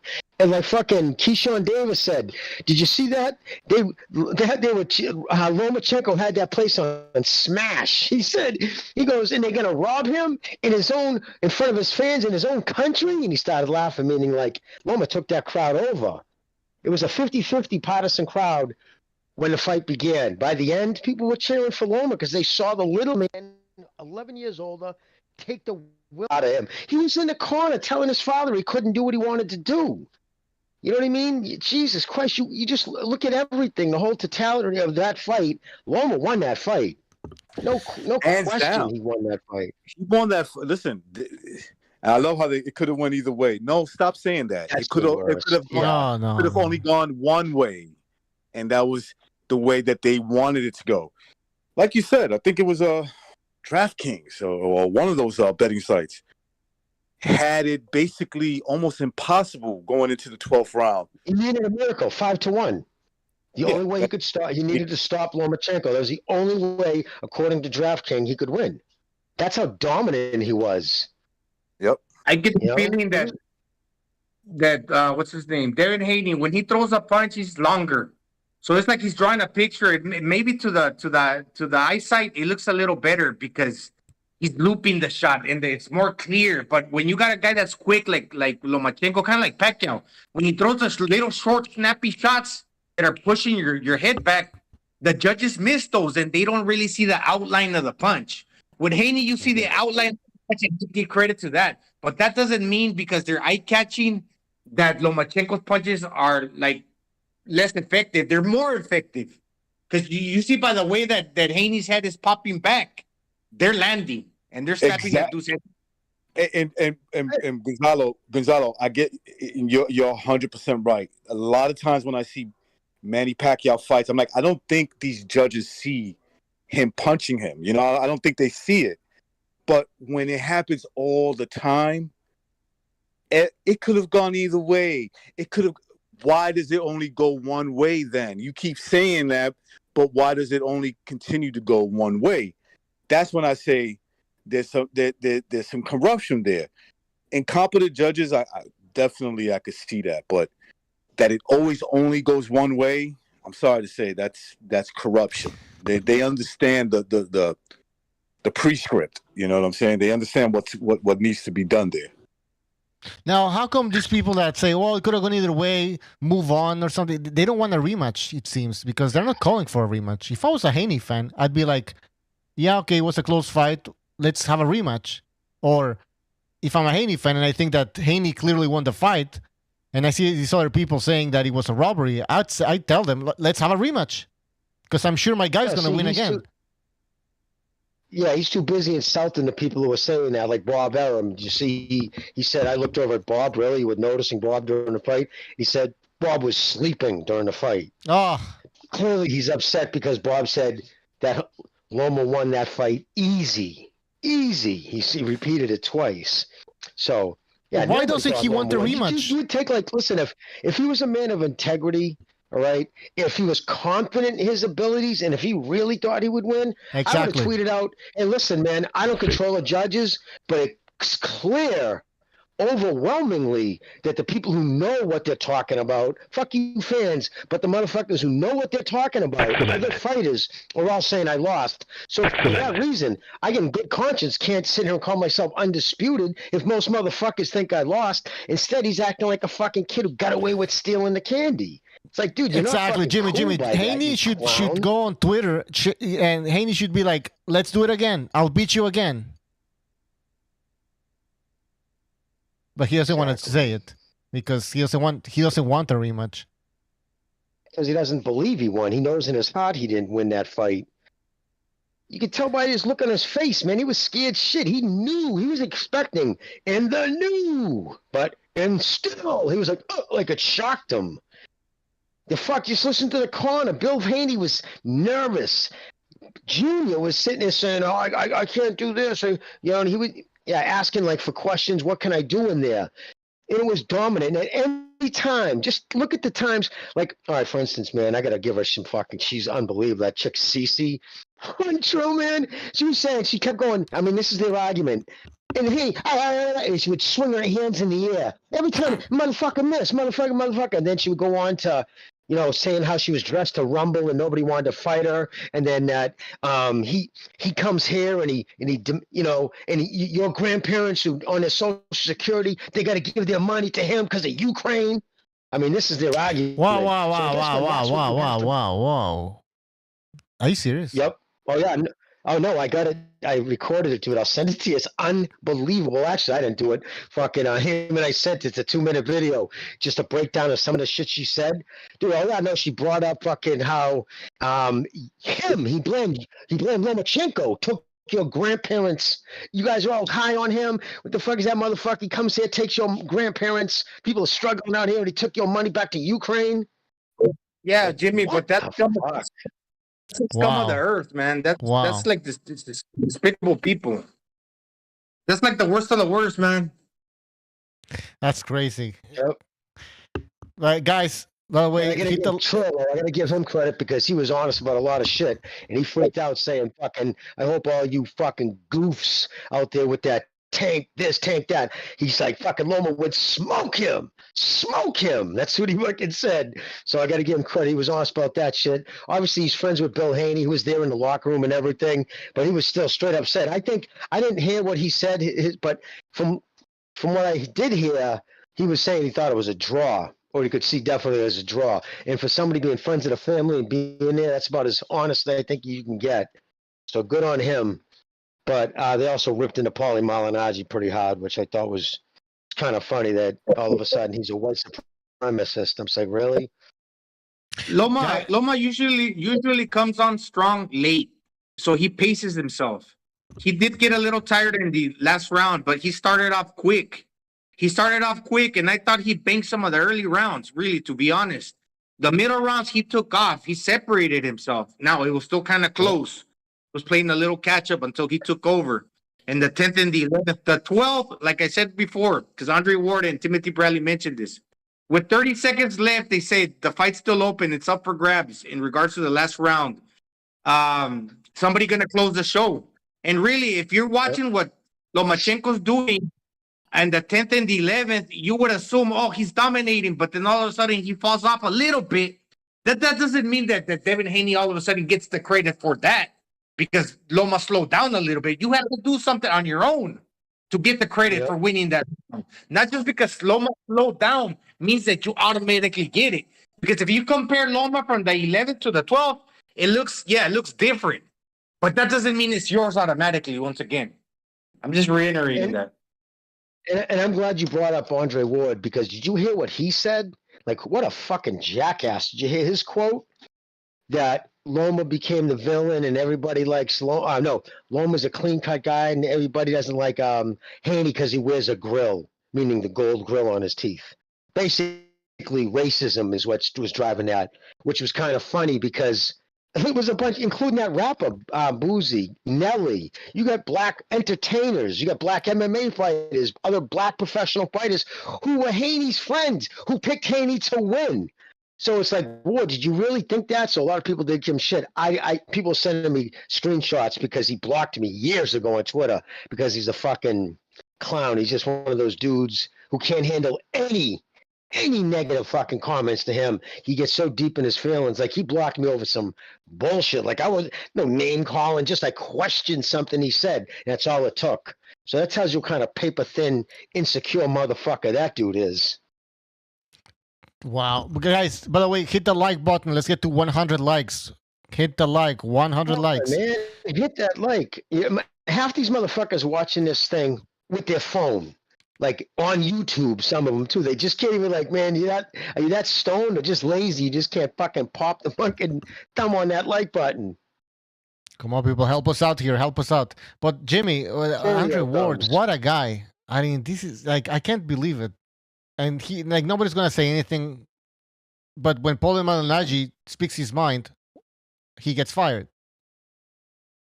Oh, yeah. And just a rant. I mean, these guys from that show, Trill, I mean, they were calling him a white supremacist, and he's a racist, a documented racist white supremacist.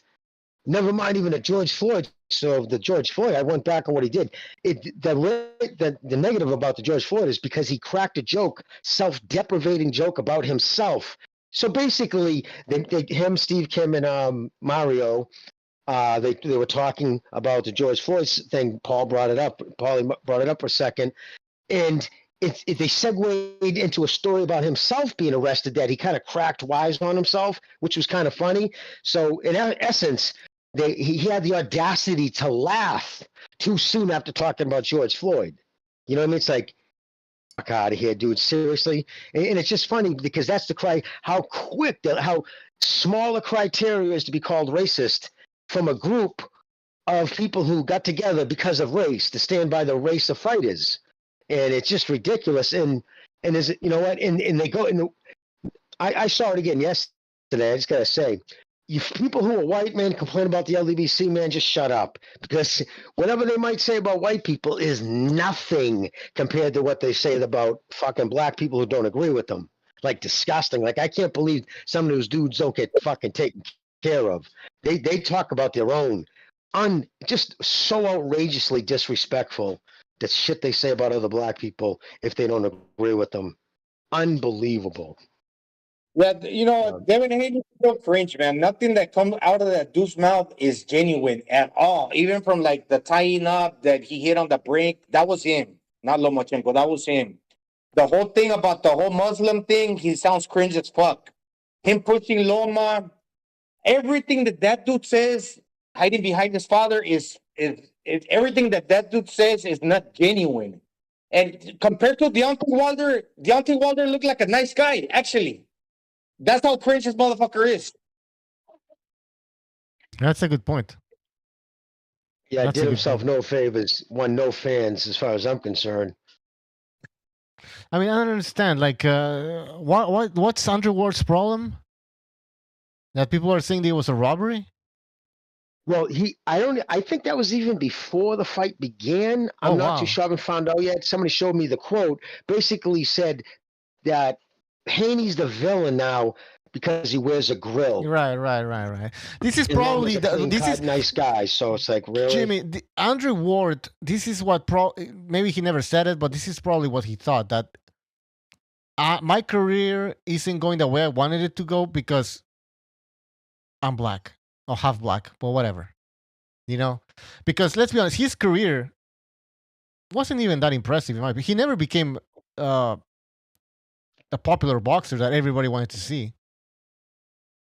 So he's always, that's why he went after Triple G for that exactly. reason. That's why he went after Triple G. Now, how did he ever explain why he wasn't a popular boxer? Like, what was his thoughts? Representation and racism. I've heard him referenced, which is for a black fighter to. It's just so ridiculous. Listen, this country, yes, racism was a problem at one point, but even in the time when it was real bad with segregation and Jim Crow and all, Jim Johnson, the heavyweight champion.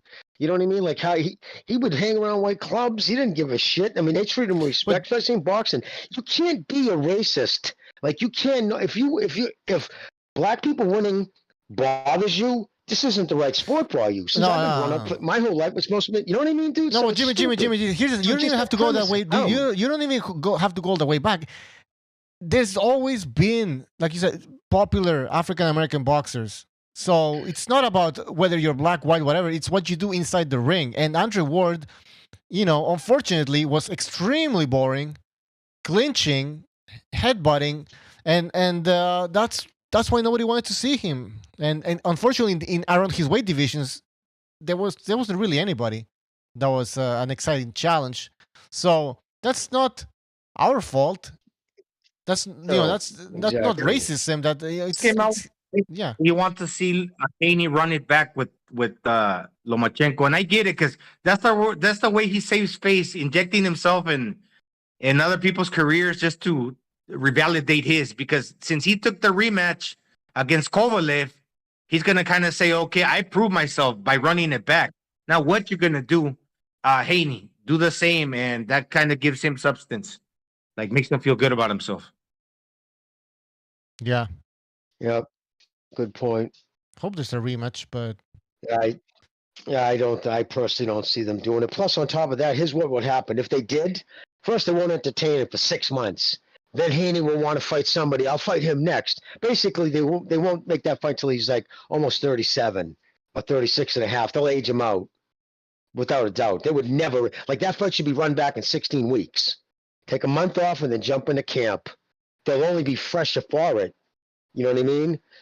It would be easier for Haney to keep the weight off. You know what I mean? The longer he waits to go back down to 135, like if he waits another year before he fights again, it'd be fucking terrible to try to take that weight off. But that's the key, guys, going forward. If he fights again at 135 and doesn't rematch Lomachenko, because remember, his thing is, I'm going to 140. Okay, go to 140. But if he doesn't, because it's hard for somebody to walk away from all those belts. Remember, he's sitting at home right now in the mirror with all the people who thought he won and fucking holding those belts right now. I'm the unified lightweight champion of the world. I mean, just the stank on those belts, like knowing everybody does. Like, how could you I don't know, anyways. But yeah, so it's hard to give those up. Is he gonna have a meltdown like Timothy Bradley? Yeah. No, is he gonna have a meltdown like Timothy Bradley after he got that decision against Pacquiao? I believe so. No, this is going to get to him. Without a doubt, this is going to get to him. You can't have, again, it's just one thing to have 80% of the fans across the board think you lost, but to have so many professional fighters and people in the industry publicly state you lost, That's going to get to you, dude, because trust me, he knew about things right away. What was it Bob said? He's cruising. Right now, I guarantee you every night he's going on the internet. He's looking at Twitter. He's looking what people are saying. He's looking at what YouTube channels are saying about him. Hey, Jimmy, he's probably listening right now. He's probably listening right now. Send him a message. Send him a message, man. Okay, if you had a stitch of integrity, and if you really were the undisputed champion that you believe in your heart you are, fight the man. Give him that. If not, and you fight again at 135, you show everybody what you're truly about. Yeah, and if he wants to keep that open door with Bob Arum, and I think Bob Arum will make him fight Lomachenko if he stays at 135, because that's the only fight that makes sense. Yeah. Well, Arum's not going to be okay. You stay at 135 and fight other guys, or fight Shakur. Fight Shakur or Lomachenko. Well, he knows he has a better chance against Lomachenko because Shakur's bigger and taller and faster. You know what I mean? With his jab, I think he's all wrong for Haney. I think he'd really piece Haney up. This is my opinion. I really do. Jimmy, straighter punches, faster punches.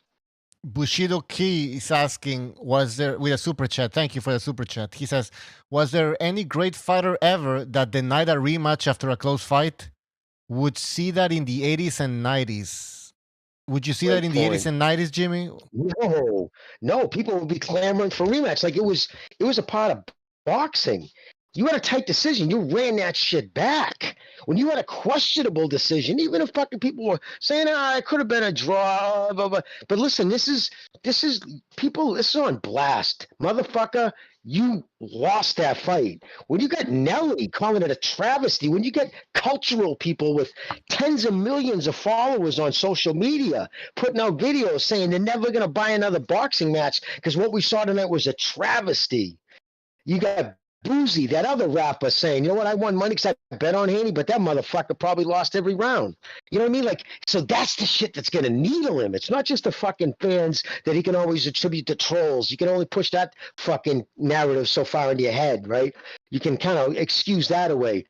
But when you see the other professional fighters, respected media, and then cultural icons of this era straight up saying not only did you lose, but they're so disgusted with your win that they're never going to buy another boxing match. How can you hear all that and not run it back? If you do, and if you don't, you're a fucking coward.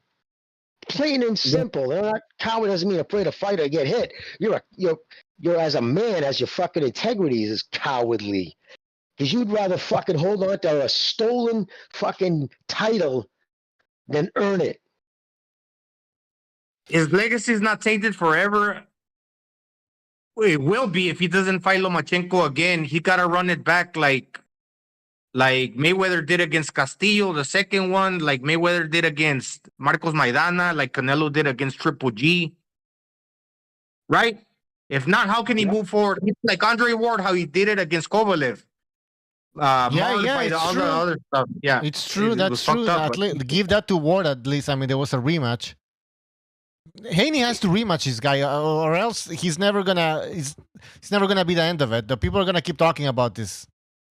Hopefully, the funked up is getting ratio to hell too. Every time he tweets, it's 1,000+ fucking responses. You lost. I mean, one after another. Jimmy, after another. I'm gonna let everybody here go on Twitter, on social media, any type of social media where Devin Haney is present, and ask for a rematch. All right, we need to pressure Devin Haney. We need that rematch. The Funk Tapas in the chat, he says that we are at 100 likes. Sorry, 100 likes. He was number 90. He was number 100. So thank you for that, guys. We reached our goal. But yeah, we gotta pressure Devin Haney to get that rematch. The fact that it even has to be said, and they said it like right after the fight. They weren't like pussyfooting around with that decision. You know what I mean? That's even worse. Yeah. I could give him credit, but if I do that, it's gonna sound bad because then people are gonna be like, "You see, you're giving him credit now." I could tell you, okay, for example, Haney got a better chin than I thought he did. Now, reevaluating what everybody thinks, but my opinion was that he didn't, but now I do because when he fought Linares is a sniper. He'll fucking time you and catch it with a straight shot down the middle, and he's got power when he lands correctly. That's Linares. He took that punch. Lomachenko, he took those punches. The guy got a good chin. He's better in that regard. The guy's quick. He's got sharp power. But if I say all this, see, No, yeah, you're right. Gonzalo, right, dude? Answer me this: if he would have lost, don't you think he would have gained respect from that fight? People would have. I would have fucking respected how good he did against Lomachenko and showed hard. What do you think? I agree. He did show some heart. Yeah, I get it. But still, I mean, he did a little bit of the tying up. Credit to the referee, he didn't get involved, but he still fought back. Still, I thought Lomachenko, he's the one that did Haney really like hurt Lomachenko at all? Did he buzz him? Did he rock him? Were the rounds not even 5-5 and concubines all across the board, power punches, jabs thrown, punches to the body. Everything was pretty equal. So I mean, by every metric, you can't really make a case that Lomachenko wasn't there with Haney. I mean, a draw would have been cool. That would have been better than just to give it to Haney. But still, I mean, dude, it was a close fight. I got to give some credit to Haney. I still think he's a piece of shit, though. But the Haney thing is, he definitely got better. Yeah, he got better. He looked like he got better. Listen, everybody trains the hardest for Lomachenko. Of course, everybody knows what skills he brings in there, right? So, but the thing is, though, that you look at the power punches, right? You look at them in the compu box, you say power punch. But when you break it down to half those power punches were body shots. And of those 50 to the body, maybe 20 actually touched him in the ribs. The rest were on his arms. They were counting those. Without a doubt, because I've watched that fight now 3 fucking times. 3 times I've watched that fight, and you can't square that. In fact, when I first watched it live, I scored it. I tweeted it out 7-5 Loma, and I need to rewatch it. So I rewatched it. I'm like, oh, you're right. Hey, thanks. Now I scored it 8-4 because it was punches that I didn't even see Lomachenko land. He was catching with those quick straight lefts, short arms, and like Gonzalo said, man, they see the length of Haney and stuff, and just it's a shame. It's an absolute shame. Travesty that they robbed that kid. Body punches don't count, but I see it like this. Body punches is like a personal investment for you. Because if you go to the body, you're gonna end up breaking that dude down, and it's gonna help you invest to the body and break that dude down to get him later. Because obviously hitting to the body is a wider target. It's like shooting a weapon. You shoot to the chest, it's easier to land. But try hitting to the head. It's at top. Hard. If that dude dips a little low, you're gonna go over the top of his head. And the target is slighter. It's harder to hit the head than it is the body. The body's wider. Yeah, if you do land, okay, score it. But then again, just think it's easier to land there. But then your ultimate aim, now they're saying he's like a body snatcher. He's hitting you and he's hurting you all the time. He's not. He's not even fucking making you tight. He doesn't snatch anything. That dude has no viciousness to him. There's zero. I'm sorry to say. If you guys think I'm being too harsh, he's just a tap win boxer. I'm gonna hit you with a couple of good jabs. I'm gonna hit you with shots that shouldn't count, but they're gonna count it. Like Jimmy said, if you're gonna count all those, of course they're gonna have him winning, or they're gonna have it competitive. That's probably why it was. I don't know. He outlanded him by 14. He probably outlanded him by much more than that. Is that they were counting shots that were actually you shouldn't be counting, like block shots with the elbow, hitting on the borderline of the belt. That's not a legal punch. By the way, in the chat, just quickly, in the chat, there's when you score in a fight, nobody ever scores a direct shot to the face as the same as a shot to the body, because like Gonzalo said, the body is a big target, especially when you're hitting them in the side of the arm. Come on, how do you score that equal to a fucking straight left that snaps a dude's head back that gets him walking back to the corner confused? And he was a few times confused in there. Yeah. Just quickly, there's a super chat here from the Funk Tappers. He says, "So is Lomachenko willing? I've seen nothing that indicates either way since the fight. I think is he willing to get a rematch or?" Oh, I I'm don't sure think. he'll run it back. I think Yeah, so- immediately if you ask him, he probably like, yo, I don't want to talk about that shit. You know what I'm saying? Because look, I think Jimmy said it earlier, or maybe a caller. Maybe Jimmy said it in the past. I don't know. That performance he put out there, he won. He knows he won. To ask him to do it again, you remember, Haney's a human being. He is a good fighter. He is a young, bigger guy. So he's saying to himself, what the hell do I have to, what do I have to do to beat this dude? What is it that I got to do exactly? I mean, Well, it's just it's not advantageous for him to fight it back. It just really isn't. Exactly. That's what I'm saying. Like Jimmy, he could fight him again, and it could be worse for him this time. Exactly. He could lose. He can actually lose the fight. You know what I'm saying? Like actually in the ring, lose the fight.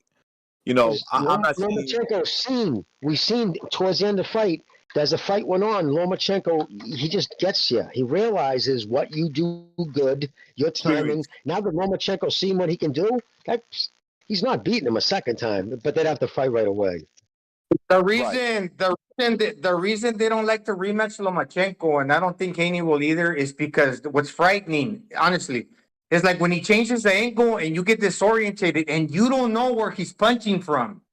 You got a sense like you can't control your world. So honestly, you're gonna get blindsided coming, and there's nothing more scary than walking in the dark. In other words, and that's basically what happens. Such an excellent point, Gonzalo. I was thinking about that during the fight. That's a good point, though, brother.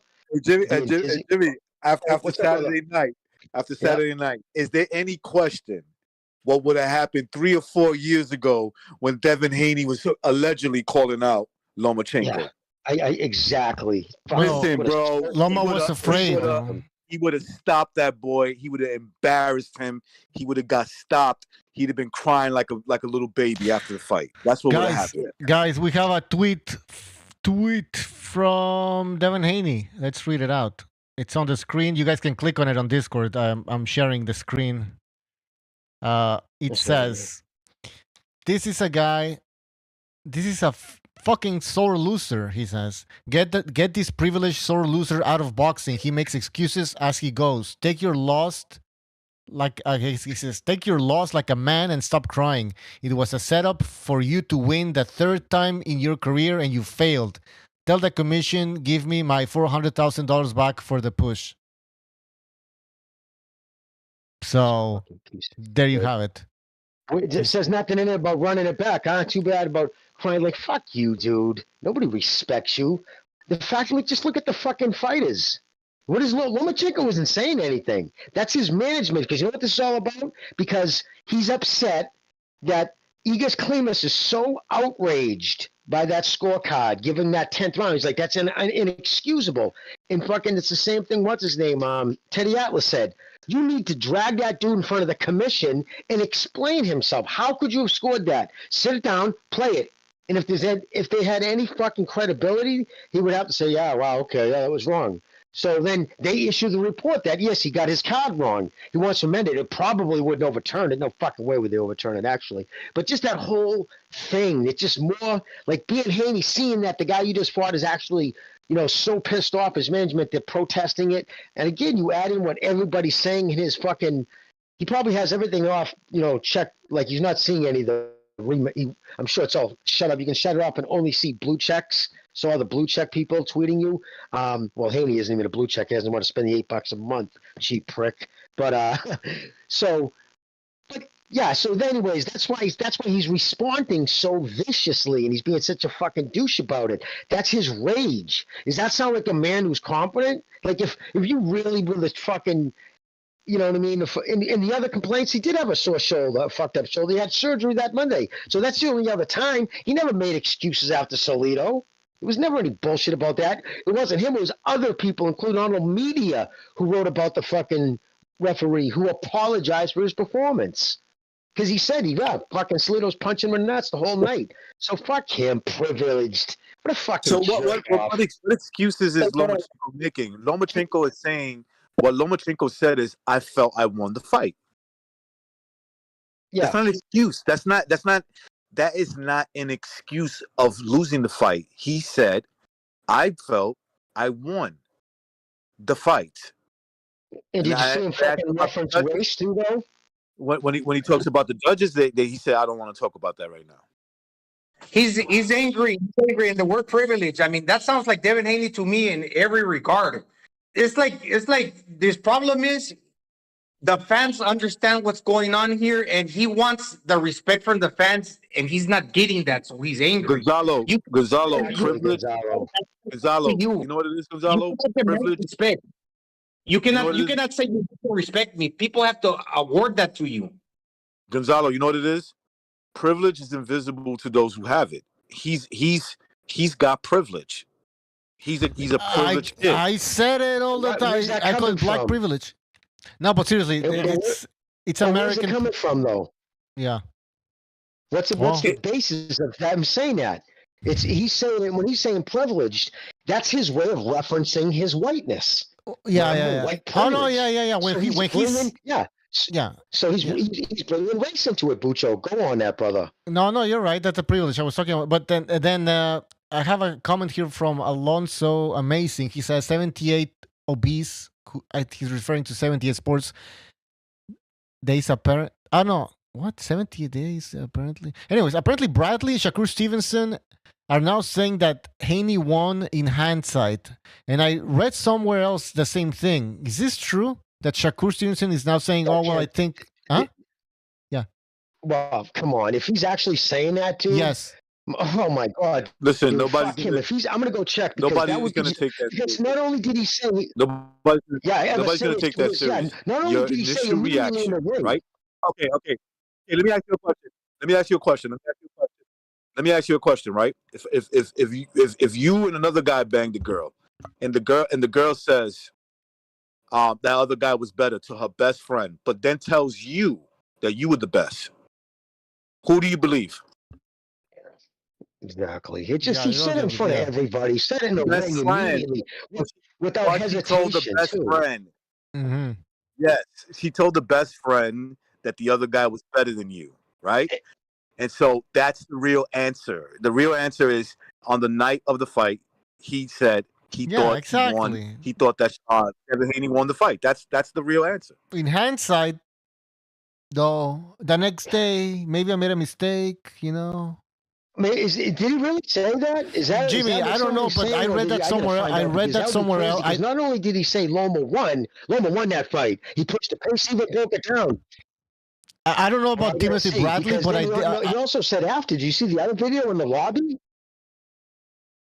That was Bradley. Yeah. Did you see in the lobby though what Stevenson said? So the guy from Fight Hype comes out, Fight Hype or Fight Hub, one or the other. No, Fight Hype. He goes, yeah. So where'd you see that? He goes, no, man, 8-4 Lomachenko.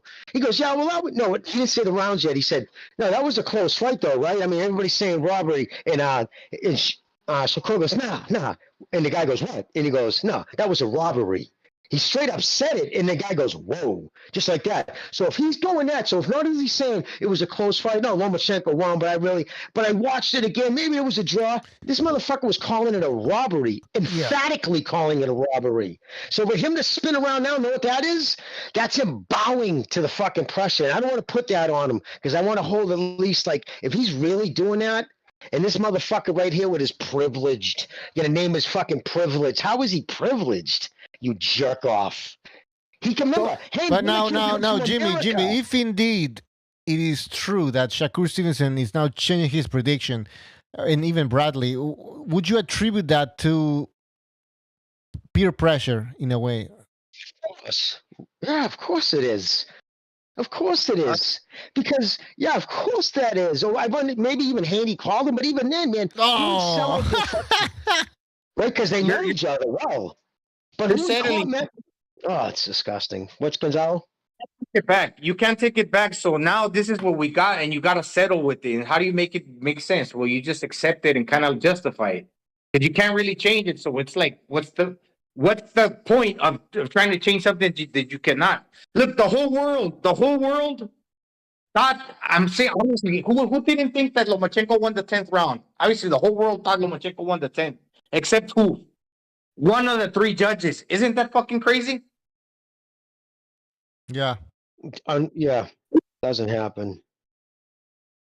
Yeah. Oh my god, he can't do that. I mean, if this fucking kid really does do that, if he changes his fucking mind. He cracked, Jimmy. They cracked under pressure.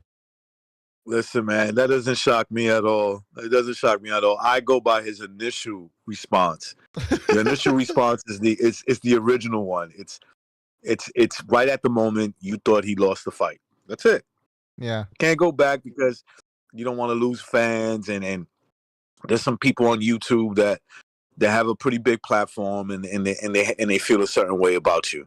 Nobody cares about that. That's just pressure, bro. That's like being threatened. You know, I go by what you originally said before you were threatened. Yeah. It's like, they're afraid. That's how bad it is. The only thing I've seen that he tweeted about it, this is the only thing Shakur said. He has a picture of Lomachenko next to Haney with the belts, both standing in different pitches, at different times. But it said, I would love that fight too, honestly. Felt it should be me versus him for undisputed by Lomachenko. Because it said, about but. So yeah, he didn't tweet it. I haven't seen anything in his Twitter. So apparently it's a video. All this shit. Yeah. I don't know. Let me check on Discord. Maybe somebody's posting it. I don't think he was. Why would he want to throw away his credibility like that, dude?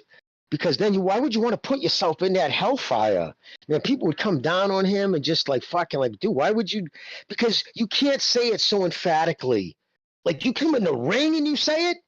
Like you don't even just say, oh yeah, it was a great fight. You could have kept it at that, if you know what I mean. But to say it at the announcer, to put it out on him on his fight, right, taking away fucking his shine like that. Like Devin Haney should be calling for that kid's fucking scalp. He should be saying, Bob, let's make that fucking Shakur fight. That motherfucker embarrassed me. He stepped in the ring and fucking embarrassed me. Why isn't he doing that? Yeah. He needs to go for a rematch. He needs to save face. He needs to be a man and ask for. If people are saying that you didn't win the fight, then prove them wrong. Prove them wrong. You can easily do it. You're the champ. But nah, it's enough. A fight where, like I think Cotto Canelo, for example, maybe Cotto throws more punches, but Canelo lands the more effective shots. Even then, you could give it to the guy that lands the more powerful punches. But in this fight, the punch count was kind of even. 5-5 and 2 even, I think. So really, in that regard, you can't even see how Haney wins it by that. And if you want to talk about the substantial, like the effective shots, as I was alluding to with Canelo Cotto, it was Lomachenko, the one that landed the better shots. Oh, yeah, he did land the better shots for sure.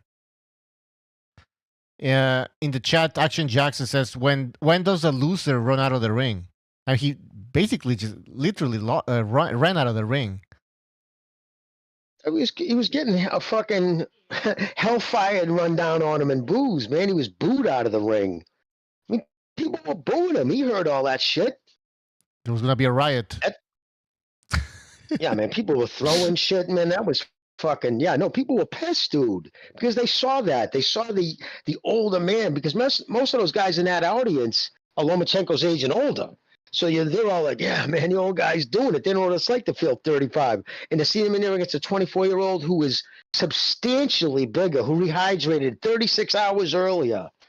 Come on. And the dude was still chasing your ass around the ring, snapping your head back. You're the one who went back to the corner one time fucking goofy-legged. Like, come on, dude. Please. That's why people were pissed, because they saw what you saw, what we all saw. Even if the thing is, if he would have said him and his father, it was a close fight, or at least a tough fight, and I won it, I would be like, okay, whatever. But the fact that we dominated Lomachenko. There's no need for a rematch. That's when I go like, okay, these guys are fucking clowns. Yep. I mean, Yeah, because even Haney slammed him about running out of the ring too. Yeah. Yeah, people in Yeah, the I mean, chat. Yeah, go their ahead. opinion. Channels, they're saying that Haney won. Yeah, everybody's entitled to that. But I'm just gonna say, some motherfuckers need to watch more boxing, man. It's not just this isn't amateur style. Amateur style, yeah. If everything lands and it's a clean punch, you get a point.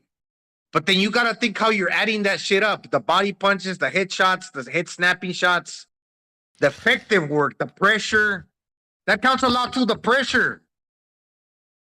Now you can't have it two ways. They don't want the counter pressure. Okay, think about Mexican. The Mexican pressures, they don't count the pressure when it comes to the guy in the back foot. They count the back foot. But now they're mixing and matching. They don't want to count the pressure, but they want to count the body shots. Now if it's a Mexican and he pressuring you and landing body shots, that's not good. That's rock. But now this guy landing body shots, you want to count that, but he's not pressuring. But you don't want to count the pressure from the other guy. You want to count the body shots, but you don't want to count the pressure. Ring generalship. It's wishy-washy. It's pick 'em. It's pick 'em. Don't count the pressure. Count the body shots. Count everything I want today, but I'm gonna discount everything that, in general, it's like what it means to be a good fighter at all. Don't count that. Gonzalo, discount, seriously, they can be in the chat, they can say whatever they want, they can discount your fucking decades in and around boxing, you know, my fucking many years around this, our opinions, how most of our picks are usually right. I think we know what we're talking about, so it doesn't boot you and recognize, but the fucking, all right, ignore that, shelf that shit. Square this with me. You're going to tell me you know more than Shakur Stevenson, Blair Cobbs?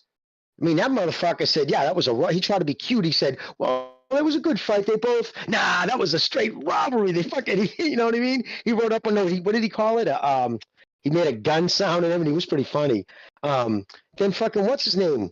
Keyshawn Davis went to his house and did a whole live about it. About how they robbed Lomachenko, how he had that place on smash. Everybody started out fucking, it was like 50-50, but that whole place was cheering for Lomachenko. And that's what pissed off, I'll be honest, that's what pissed off the LDB 78cc and Trill. They were fucking bullshit about that. We were all you motherfuckers never liked Lomachenko before. Like they didn't want to just realize like it wasn't about liking him before. Maybe they never saw him fight before. And they were like, holy shit. Live, it's a different experience. They saw like the heart the kid showed, his pace, his quickness, and fucking appreciated it. But nope, craziness, man. Just make that square. Ignore us. Tell me all the list of fighters. I think I just saw a list with 22 fucking pro fighters who are on record saying Lomachenko won. All right. Also, to trainers, Ronaldo, Garcia, Steve Kim, Mario Lopez, everybody saying Loma doesn't won. matter, Jimmy. So, Doesn't matter. He lost. Lomachenko lost. It doesn't matter. That's what some people keep saying. Bushido in the chat. Thank you for your contribution. He says, "This is the third fight a fighter denied Lomachenko a rematch. All three were rematch worthy. Loma deserves a rematch." That's what Jimmy said. These guys, Salido, yeah. career high payday. Career high payday. He's like, nope. Lopez wanted absolutely nothing to do with the Lomachenko rematch, and either will Haney. If you watch that fight and you find every reason to ooh and ah over what Haney did, in your mind, you can convince yourself that he won the fucking fight in your mind. But then you're taking all the shine away from what Lomachenko's doing. Basically, you're seeing it in a different light. It's like they say, beauty is in the eye of the beholder. You're totally fucking cucking for that one fool while totally like seeing that dude as a, I don't know, man. Not even nothing compared to the other guy. That's fucking bias, man. It's even worse, bro. A lot of these motherfuckers know in their heart, they watch the fight, and if they know anything about boxing, they know Loma won, but they're still cool with it. Nope. I'm cool with they would rather have their boy win it in a fucking farce. Because that's all, well, it doesn't matter. Look what the judges, like Bucho just said, it doesn't matter, Jimmy. The judges gave it to fucking Haney. That's the only thing that counts. like, really? Because that's not what a boxing fan. See, boxing fans get disgusted by it. Like Nelly, you know what I mean? He didn't have like a dog in the fight, but he was so disgusted by the corruption of the sport. So if you're a true fan of the sport and you see shit like this, does the sport no favors. I just can't see how you would either celebrate it or condone it. And if you really are fine with him losing, like, yeah, he won the fight, but the judges gave it to Haney, then you ain't a fan, dude. You're a Haney boy. You're fucking one of Haney's hoes. Tricks. Yeah, I did. I put Haney in my top 10 because I put Lomachenko in at number 9. I put Lomachenko in number 9. I didn't say Haney's a bad fighter. Haney's a good fighter, but Lomachenko's better. And to give it some relevance, I included him in my pound for pound, but Lomachenko's number 9. How can you put Lomachenko number 9? Well, if I put Haney number 10, Lomachenko's number 9. Yeah, I agree with that. I agree with that, Mando. Like, you don't have to. You can't put Lomachenko above Haney. Fuck, of course. All right, guys, we gotta move. We gotta actually end the show. It's been more than 3 hours here. But thank you for being on. All right, you guys take care. Recognize Gonzalo, Jimmy. Yeah, we'll see you next time. Where is that? Where Good am night, I? brother. I'm fucking Montreal. Haha. All right, guys. Take care. Take care. In the chat, thank you very much for being on the show. Everybody who donated, I really appreciate it. And yeah, don't forget to join our Discord. I'm gonna post the link. Discord, so we can chat, talk boxing 24/7. And yep, we'll see you next time. Take care. I'm disappointed in every one of you. I'm sorry, I don't mean to offend you. I'm disappointed in every one of you. I kiss you on the mouth. No, I'm not cool with that. I'm sorry. One more time. I'm disappointed in every one of you. I mean, I'm dealing with degenerate animals. I'm disappointed in every one of you. Disappointed in every one of you. All right, come on. Honestly, I can't do it, man. I'm disappointed in every one of you. Let me tell you why. It's gonna be all right, Nicky. Go ahead, shoot. You just killed a little fucking man. What are you going to do about it? You're happy because you got nothing. You don't got a thing. You're happy because you got nothing. Lomito! Got nothing. I want to get out of this rat hole. I want to get online. I need BDA boxing.